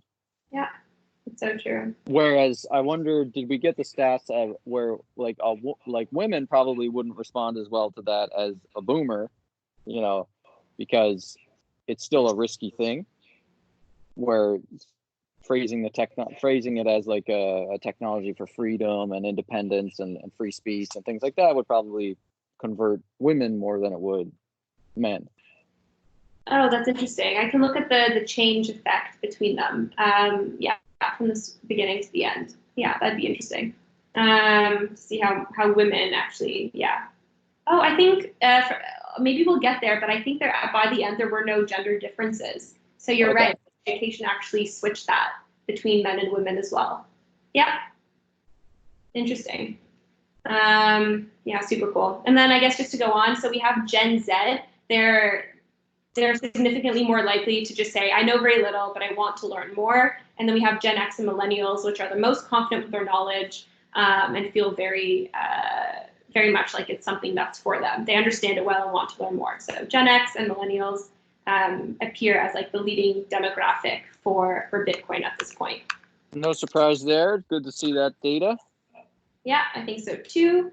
Also, I think for the socioeconomic classes, super interesting. You have the wealthy over here, and they are at 45% thinking they're knowledgeable about Bitcoin and cryptocurrency. And that's compared to 12%, 5%, and 8% of other classes. So you have 45% of this wealthy being like, I'm super knowledgeable. I know all about Bitcoin. Like, I got this. And even though they were the most wrong about who controls Bitcoin, but again, this is just like this class of like thinking they know everything and act in that way. Maybe people also like, they say things so confidently because they think they know everything, which is why I think we hit on a vein there. No wonder people don't like rich people now. There's like this growing movement towards anti-capitalism. It's because they think they know everything. They think they know everything, and they really don't, which is what we've proven. They're not more right. They're just more confident, which rich is people. All the rich people listening to this, you have to be more humble. Don't be that 45% that thinks you know everything and you're always wrong. Maybe, or we have to convince the middle class and the low income people that you guys should be more confident. Oh, that's a good point too. Yeah, I was thinking about that from a scarcity mindset. I got to think about it from a growth mindset. Yeah, right. Everybody's got to get up to the level of confidence as the wealthy, even if they're wrong. Yeah, I'm inspired. Let's be more confident in our very wrong choices. So that's interesting. Yeah, and then you have poor people, poverty and low income, thinking that they know very little. So yeah, that's the trend here. Yeah, super interesting. All right, we're getting there. We're getting close. Question 31, which asset do you think has been a better investment over the last 10 years than Bitcoin? The answer would be, the right answer is none of the above, right, Brad? Yes, that's correct. And only 12% of people think that it's none of the above. People actually think that gold, US stock market, or Federal Reserves were better investments, with gold in first place at 46%. And then if we look at the generation effects, boomers were most likely to select gold as a better investment. So they're at like 60% thinking that that was a better investment than Bitcoin. And we actually have Gen Z sticking with the US stock market. And 41% of Gen Z thought that would be a better investment. You know, that's interesting because I am surprised that that amount of people knew intrinsically that gold would be a better investment than the stock market, or just felt like it would be a better investment, because it actually, I'm pretty sure gold has not been a better investment than the US stock market, but it's held its value. So the stock market's gone up in value, but gold has held its value pretty well, especially against dollars. And the fact that most boomers were likely to select gold is totally expected. And even that most Zoomers were going to select the stock market is expected, because there's growing trend of like robo advisors among the Zoomer class. Yeah, Wealthsimple and all the. Yeah, Wealthsimple, all these easy to access micro stock. You know, you can put $10 into an Apple share or something like that. Like this is a growing trend, and there's this whole movement of the retire early. What's it called? The Rise movement or something like that. I'm not sure. RE retire. I gotta Google it. It's this movement among the Zoomers and some millennials. And it's like retire early. Okay, well, let me Google this. Oh. Financially secure or something like that.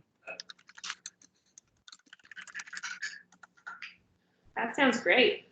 Yeah. So, anyways, it's this movement where they think that they're FIRE movement, the financial independence, retire early. It's the FIRE movement, and it's basically like this growing concept, I guess, or meme of like, just put your money in the stock market and then get all the interest, like the 6, 7, 8% interest, and retire early and just enjoy your life, and you'll be financially independent. And then there's the like buy houses and flip them and do Airbnb arbitrage and stuff that I'm seeing this trend amongst millennials and Gen Z. So that does, it's surprising to see that the younger generation is so much more into the stock market, natively thinking about it. But I think it's because of this popular TikTok, social media, FIRE movement and arbitrage, Airbnb arbitrage and stuff like that.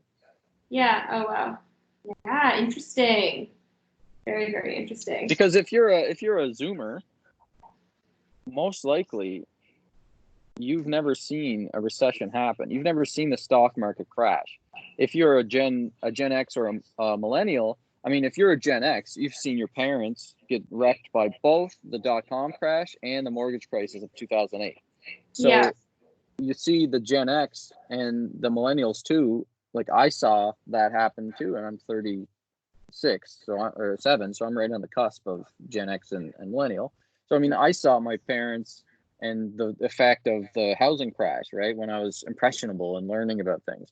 So yeah, I'm more natively going to be resistant to want to think stocks are a good investment. But someone who hasn't lived through that experience, like a Zoomer, it probably doesn't have the skewed belief that, oh, the stock market can crash and I can have my whole savings get destroyed in the stock market. So they're just going to be like, let's throw our money into it. Yeah. Wow. Yeah, that's so true. Yeah. Well, yeah, those are the differences. But again, people not yet believing that Bitcoin would be the best Yeah, investment. 10% or so thought that Bitcoin was a better investment. So clearly they didn't have much exposure to the truth. Yeah, the truth. And I think this is an interesting question because we ask people now, how much is all the Bitcoin in the world worth? And it's interesting because you said there are about 18.5 million Bitcoins that are in circulation right now. And the right answer would be that the total Bitcoin is worth 150 billion. Yeah, the time we wrote the survey it was 150. It's a bit more now, but yeah, 150 billion is the correct answer. Yeah, and we have 30% of the population giving that as the answer, but 54% actually overestimated the worldwide worth of Bitcoin. But that can also be in the anchor effect, which means we gave them larger values, right? Because we said all the cash money in the world is worth 80 trillion, gold is worth 8 trillion, real estate is worth 200 trillion. So they're thinking in that upper ranges in the trillions versus just asking them flat out. So. Right. But we still got 54% that overestimated the worldwide worth of Bitcoin. So they overestimate how much Bitcoin is worth. They underestimate the depth. Yeah. So that's definitely what I expected to see, people thinking more confidently than they should be about the U.S. Currency and the stock market, and then not understanding how much potential value is left in Bitcoin to gain, from getting involved now. Yeah. So it's good to see the results. Pretty significantly, people think that Bitcoin is worth more than it actually is. Yeah, I think that's really interesting too. And then just some generation effects, like side notes, boomers were the least likely to get this question correct. And significantly less likely because only 17% got it right versus like 30% average. And boomers and Gen X, so the older two generations, were more likely to overestimate the worth. So that's interesting as well. So that is interesting. They think that they know natively Bitcoin's not controlled by anybody, but they're less interested in Bitcoin, and it's probably because they think it's worth so much and it's overvalued, and why should I pay attention? That's how I take from the data so far. Interesting. Yeah. Overestimating at 50. They're probably thinking like, oh, well, I saw on the news it went up 10, 100x, 1000x, so it's probably worth too much. Yeah, interesting also. Yeah, exactly. And then we have also in socioeconomic effects, we have that the people below the poverty line underestimate this Bitcoin's worth. So they're thinking it's 15 billion. Yeah, which is interesting. Maybe if you have less money, you also think that 15 billion is is enough. Right. Yeah, that makes sense. It's like a scarcity mindset, right? If you're not exposed to the growth of the stock market and all that, like the other income classes are, then you may be thinking in smaller numbers, and then you'll underestimate the value of what Bitcoin is worth. Yeah, so we see that here. Yeah, so that's that. This is a great question. Simple, it's clear, and very important. Do you trust the banks? So we have 59% of the US population said yes, we trust the banks. 28% do not, and 13% have no opinion. Okay, that's higher than I thought it would be. Okay, in terms of trust, do you think the trust level is? I thought more people didn't trust the banks. Okay. So let's see how it breaks down with genders and income and everything. Because I would assume, because previous studies I've seen showed that millennials and Zoomers, or millennials and Gen X, trust banks less than other generations. Or sorry, yeah, they trust them less, so they'd be more likely to not want to trust a bank. Thanks. Interesting. Yeah, I'm a millennial, and I do not trust banks. Yeah. Yeah, me neither. Oh wow. Okay. Wow. We're on the same page. Look at that. So that's 100% of millennials don't trust banks. In our own little 2-person study. I think it's actually really interesting because it's not something that I've ever been asked, and not something I've actually heard like a conversation about. But it is interesting to be like, no, like I don't trust banks, which is wild because like that is where my money sits. Yeah. Yeah. All right. Gender effects. We have men are more trusting of banks at 68%. women are less trusting of banks and the reverse. And we also have more women who also don't have an opinion about this, which women were more likely to have no opinion. I don't particularly like that statistic, but apparently it's what it is. And like that's men at 9% and women at 18%. So that's like double, which is crazy. Yeah. Well, it's just this question. That's true. It's specifically. We'll let the women slide on this one. They're still up in my opinion. Okay, good. Yeah, we'll let them slide. Generation effects. So yeah, these are the generations, which is interesting. So we actually have that Gen X and millennials are more trusting, which is interesting. Oh, yeah, okay. Yeah, and that was a significant result. So they are more trusting of than boomers or Gen Z, which are more likely to say no. But then again, it is all within a similar range, right? 45 to 65% of trust. Yeah, that's we're gonna have some drama on Twitter when we post this one, because so far from what I've been seeing, they say millennials and Gen X don't trust banks as much as boomers and well, I don't know about Gen Z. I just know millennials and Gen X. Yeah, well, but listen, like this question is also question 33 in this survey. And if you think about all the information that boomers were just exposed to versus just a flat out question, like so the boomers are more effectively swayed to now not trust the banks as much. Yeah, like they're shook, like their entire mental framework about the financial system was honestly just, like, torn apart. That's true. I wonder if we've changed. Did we change some lives with this survey or what? Oh my God, we changed like 800 lives. Yeah. I love this. Oh my gosh. And I gotta say, wait, actually, this is a side note. Well, this is kind of personal, but I sent this survey to my family, right? When I was testing it out, I was like, hey, like just this is super educational. Have a look. And my sister, my younger sister, who is a Gen Z, she was like, can we please have a family dinner and just talk about what the US dollar is backed by? I don't get it.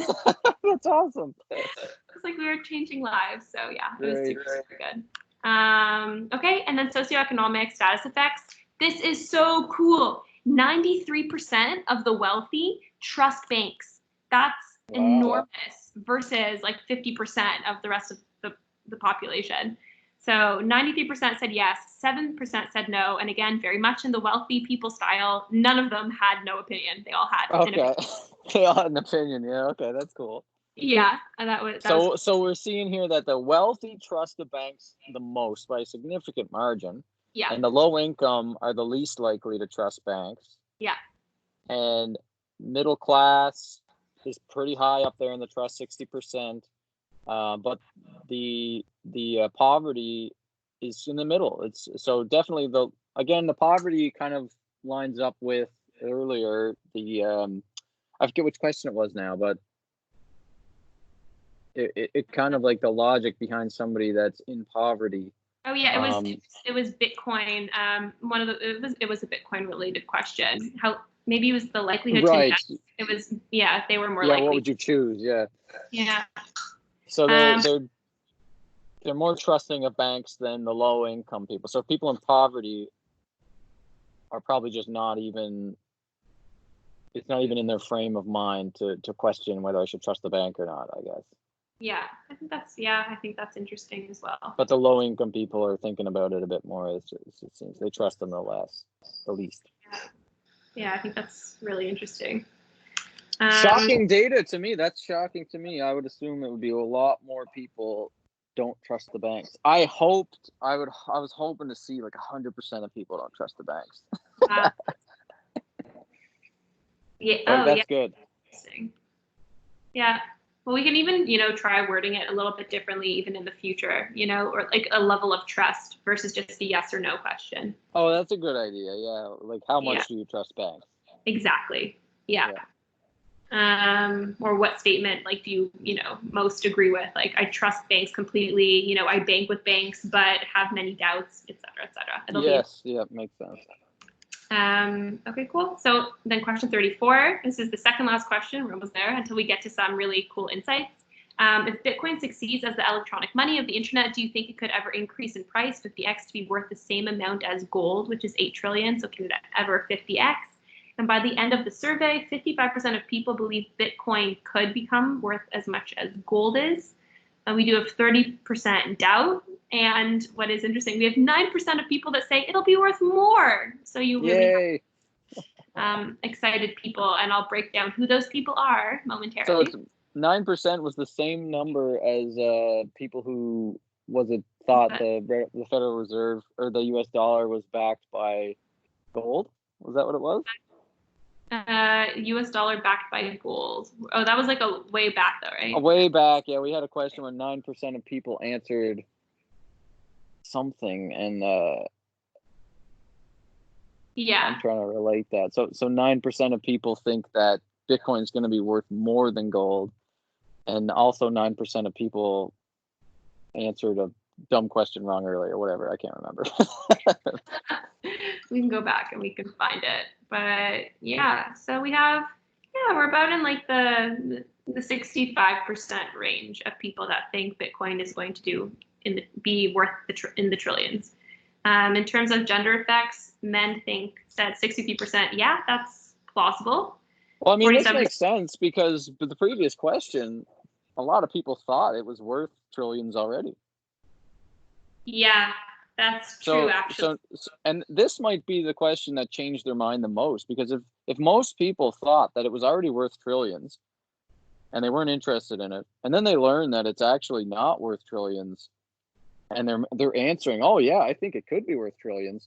Yeah. That's probably where they've changed their mind the most and thinking, oh, maybe I should get some because it's not as valuable as I thought it was. Exactly. And look how large the other investments are in terms of, right? They are in the trillions. So, what's stopping Bitcoin from getting there? I don't know. Do you have actually an answer for that? You as an expert on the topic, right? Do you think Bitcoin can become worth 8 trillion? I do. I definitely do. I think in the next 10 years, we could see Bitcoin succeed as a global reserve currency competitor to the US dollars even. I think like $1 million per Bitcoin is not impossible. I don't think it's like definitely going to happen or anything like that, but I can see $1 million Bitcoin within 10 years, and that would be about a $20 trillion market cap. So it would make it a few times like bigger than gold. But yeah, to get to gold, it would be, what would you need to do? Gold 50x, I guess we said there. Yeah, so it'd be about a 50x. And I definitely think I could do that. Do you think that... I'm one of those 9%. I think it'll be worth more. Wow. So do you think, though, that there might be a competitor to Bitcoin that will be invented over the next few years, and a direct competitor of the Bitcoin system, like just created in a different way? No, I don't think so. I think there will be other competitors like Facebook Libra, which is a stable coin, kind of a cryptocurrency, and Facebook has billions of users. So that will definitely get more usage as money. I think there's a chance that there's another cryptocurrency could get more usage as money, but those cryptocurrencies are designed to kind of stabilize and hold stable value, because to have a money, it needs to have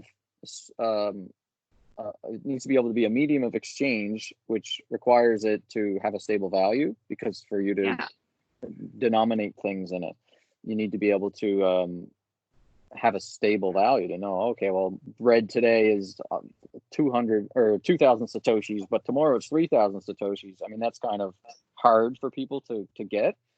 Yeah. So one of the properties of something becoming money is for it to be stable value. But Bitcoin is very volatile since it's more like a commodity right now. It behaves like a commodity. And because it can go up 50x, it's going to be hard for people to want to spend their Bitcoin when they have it, because they know that its potential to go up in price is pretty likely. Yeah. So there's this economic law called Gresham's law, which says that good or bad money drives out good, which is kind of counterintuitive to think, but it just means that if there's a money that people know is going to deflate and be worth less over time, they're going to use that as the money that they do daily transactions in, versus gold or something like that, which they're going to save. So Bitcoin, to be used as a money, it's going to be volatile for a long time until it gets to the level of something like gold, where then it will have a stable value and then it could be used as money. So I think that there could be another thing like Facebook's Libra or some other stable coin, like a digital dollar or something like that, that could get more usage than Bitcoin, but it's not going to be an investment. It's going to be pegged to the US dollar or some basket of currencies. So when I think that's going to be good for Bitcoin, because when people learn about this and say, well, I'm using a digital currency, and they'll start Googling it, looking into to see about Bitcoin, and they're like, oh, this one goes up, I'm going to get this one too. And they're going to kind of like start investing in Bitcoin and holding Bitcoin. That's the way I think it will shake out. And as far as another competitor in the store of value digital gold world, like another one that will be worth more than Bitcoin, I think the chances of that are about the same as the chances of quantum computing destroying Bitcoin. So it's very small, very minimal chance. It's possible that there could be another cryptocurrency that is created that becomes more successful than Bitcoin, but it's such a low chance that I don't think the average person should get any of the other cryptocurrencies. I think if you just get exposure to Bitcoin, it's definitely the most likely one to go up in can challenge gold as the digital reserve currency. And the reason is because Bitcoin, like I said earlier, it's hardened. It's had battles fought over it, and it survived for 10 years. It has the Lindy effect. Like if you look at the Google search results, nobody's searching for the other cryptocurrencies. They're only searching for Bitcoin. And the longer something retains that first of mind, like when you think of cryptocurrency, you think of Bitcoin. That's the Lindy effect. The longer it has the Lindy effect, then the more likely it's just going to keep winning. And it's also more fair if you look at the Gini coefficient of Bitcoin, which is the wealth distribution. Yeah. The US dollar is more fairly distributed than Bitcoin is. So, cryptocurrencies, because they had like people were mining them early, and a lot of like wealthy investors had bought Bitcoin, and now they're worth more. So the spread of the amount of people that own the share of Bitcoins, it's not as fairly distributed because the wealthy people are more likely going to want to invest in it. But interestingly, every year the Gini coefficient gets better and the wealth distribution gets spread out more. So more people are buying Bitcoin as more economic classes are being exposed to Bitcoin and more generations are getting into Bitcoin. It is getting more fair. And so the Bitcoin Gini coefficient gets better. Most of the other cryptocurrencies that exist right now, the Gini coefficient's getting worse year over year. So wealth is concentrating more to the top of both other cryptocurrencies and the US dollar and fiat currencies. So every year, the Gini coefficient of money gets worse, except for Bitcoin. Bitcoin is getting better. Honestly, that's super cool. Yeah, powerful. Gini coefficient and the Lindy effect. Listen, it's good. We pay to move. The only thing that works against us is the Gresham's law, because I'm one of the people that think Bitcoin is both money and a store of value, and I want to see people use it as money, and I use it as money. Like I spend it. I do, like, hopefully you guys will accept Bitcoin for the next survey. So I'll try to convince you guys to accept Bitcoin. But I know that the average person is going to want to not spend something that, that's why they have the Gresham's law. But so it's the only thing that kind of works against Bitcoin, but I rationalize it as a stable coin will help Bitcoin because it will expose more people to what Bitcoin is and what cryptocurrency is. So let's say, because I actually had a friend recently who got paid, I think it was like 10,000 Bitcoin for a project that they did. And they were wondering, they were like $10,000 worth of Bitcoin or 10,000 Bitcoin? Oh, I think it was $10,000 worth of Bitcoin. Okay, I don't know. because 10,000 Bitcoin is like $100 million. No, it was $10,000 worth. I think 400 Bitcoin. They said. I don't know how many I don't know, quarter Bitcoin. I don't know. It was 10,000. Well, maybe worth of Bitcoin. 10,000 something. It's probably $10,000 worth of Bitcoin. That would be one Bitcoin, pretty much. Okay. Right now. Okay. A little bit more than one Bitcoin. And they were debating if they should keep it as Bitcoin, because or, play the market, or if they should take it out. And I would have like recommended to keep it in the form it was, but they ended up taking it out of the market. Is that a silly thing? Or I think like it depends. Like if that's an example of Gresham's law, right? Like the Bitcoin is actually, that's not an example of Gresham's law, because they would have kept the Bitcoin. right. It depends on the person's scenario. If they have a comfortable level of existence, if they're not struggling to make ends meet, if they don't have a lot of debt, naturally you're probably going to want to keep it in Bitcoin. But if you have financial pressure, you need money. So if you're not in an investment mindset, you're probably Right. just going to sell it to dollars and use the dollars to pay your bills. Right. If you are naturally in an investment mindset, or you're open to learning about it, then for sure you should keep the Bitcoin. That's a great It's just answer. all about it's all about risk. Like, how much of your net worth do you want exposed to Bitcoin? I recommend everybody gets at least 5% of their net worth like in Bitcoin and hold it yourself. But if you're in debt and like you're struggling and you're not thinking about investing, it's hard to rationalize to keep Bitcoin when it's worth like $10,000 and you got all these interests piling up on you and stuff. So I totally get it, but you should tell your friend to like go buy back at least like 0.2 of the Bitcoin and just keep it long term. You know what? I will make that recommendation. Yeah. There you go. I do just want to, get through this. I do have to run in about 5 minutes. But I want I'm supposed to be in a virtual reality meeting right now with a bunch of Bitcoiners, but I'm having too much fun here. So yeah, let's wrap it up. We're going on 2 hours.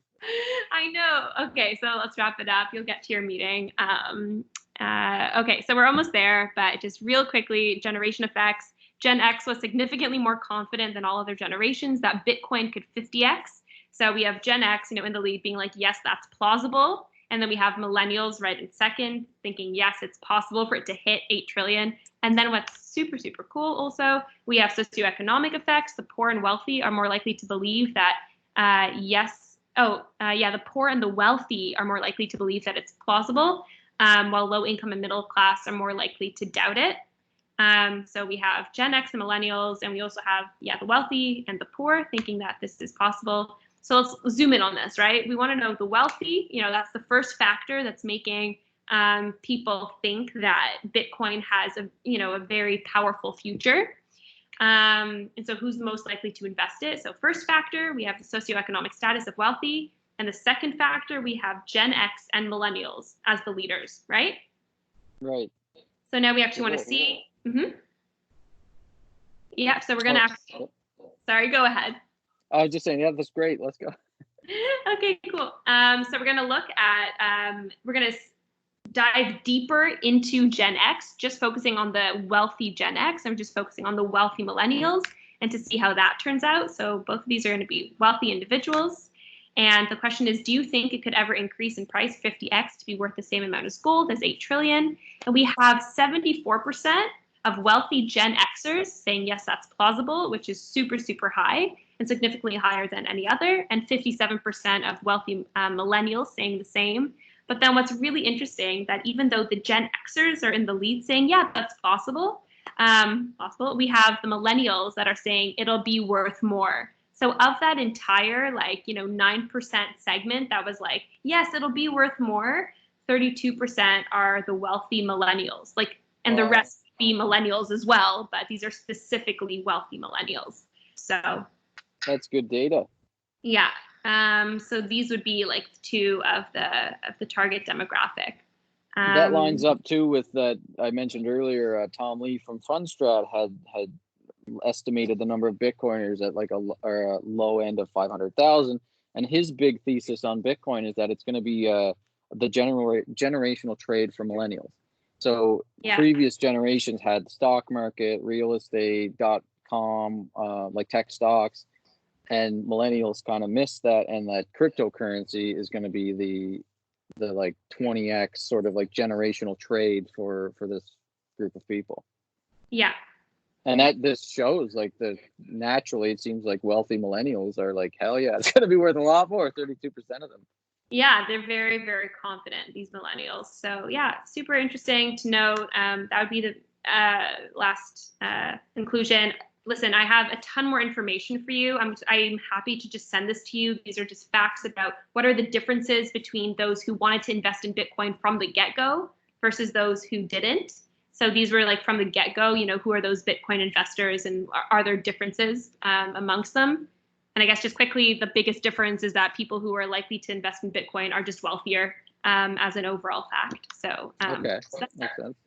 I'll send this to you. These are our hypotheses. Everything we just went through, but summarized in all of these, specific slides on the same page. Perfect. Yeah, gender differences, just summarized on one page about demographic differences, about how baby boomers are less interested, as we see on that bottom slide. No, I'm not interested. Those are the baby boomers. And then also as an investment choice, the last question, again, baby boomers are much lower. And then the last question, socioeconomic status. This is interesting. And this is just one last slide about the wealthy, and it's everything we've just talked about. That very first graph on the top right side, right? Those who report being very knowledgeable about Bitcoin and cryptocurrency. So what we just saw, wealthy people are, and across generations, wealthy people are much more likely to think they're very knowledgeable. And then the question right underneath is a very, typical question about Bitcoin. Who controls it? So simple, but the wealthy are not more right about it. So again, that just, yeah, makes sense. That's good. Yeah. So that just wraps that insight up there. And just an overall conclusion. So even though only 13% of the population was interested in Bitcoin at the beginning, 38% was interested by the end. And that's there was an overall shift among those who didn't invest in it at first. And later, 33% of those did move over, which is awesome. And then being wealthy is largely indicative of desire to invest in Bitcoin, with Gen X and millennials most positive about Bitcoin's future. And then just to leave this off, like food for thought, follow-up studies. And follow-up studies, it'd be super interesting to understand which information was most effective in changing the non-investors' minds. The ones that didn't choose Bitcoin at first, like what were those pieces of information, or was it everything combined? And looking at why they switched. And then we would also want to look at the barriers, because there were still 60% of people that decided to still not invest in Bitcoin. And what else might sway them? So that would be really interesting. How else can we reach those 62%? What were their worries, their fears, and really start to understand that more. So that's Makes it. sense. Oh, well, thank you very much. This has been great. Yeah, thank you so much. I learned a tremendous amount of information about Bitcoin. I'm afraid that's all I'm going to be talking about for the rest of the day with everyone I see. Perfect. You got to start a Twitter account. You'll fit right in with Bitcoin Twitter. That sounds good. I'm going to have to follow you. Where can I follow you? On Twitter, you can find me at BradMillsCan. Perfect. And then I, post links to my podcast and stuff there. I talk about Bitcoin with people, and hopefully this is going to go on the podcast too. And if people are listening to this on my podcast, do you want people to follow you? What would you like to say to people that are listening to my podcast? I will say, if anybody else is interested in getting more information, more statistics about interesting topics, you know where to find me. Hotspex, check us out. And also, I really just want to say, Brad, I think it's absolutely incredible the amount of just knowledge that you have about this topic. And I think it's wonderful that you're really promoting it and educating people about this this currency. And I really think we're going to see a shift in the next few years. I appreciate it. And I'm thinking like some takeaways for me here is one of the main things that we would want to do as a community is to try to understand what the main difference is there between men and women, and how to engage more women in learning about cryptocurrency. I think that's very well said. I think that would be really important as well. So looking forward to seeing the results of the other surveys that we do in the other countries. Maybe we'll find that women in like India or women in China are more interested than men and actually have more knowledge about it. We'll see. Yeah, exactly. That'll be interesting if those gender differences hold, or if they're different in different countries. Yeah, that'll be interesting. Alrighty. Well, thanks very much, Esther. Yeah, thank you as well. I'll send you the doc, and feel free to follow up with any questions, of course. Perfect. Okay, I'll talk soon. Enjoy your Saturday. You too. Bye. Bye.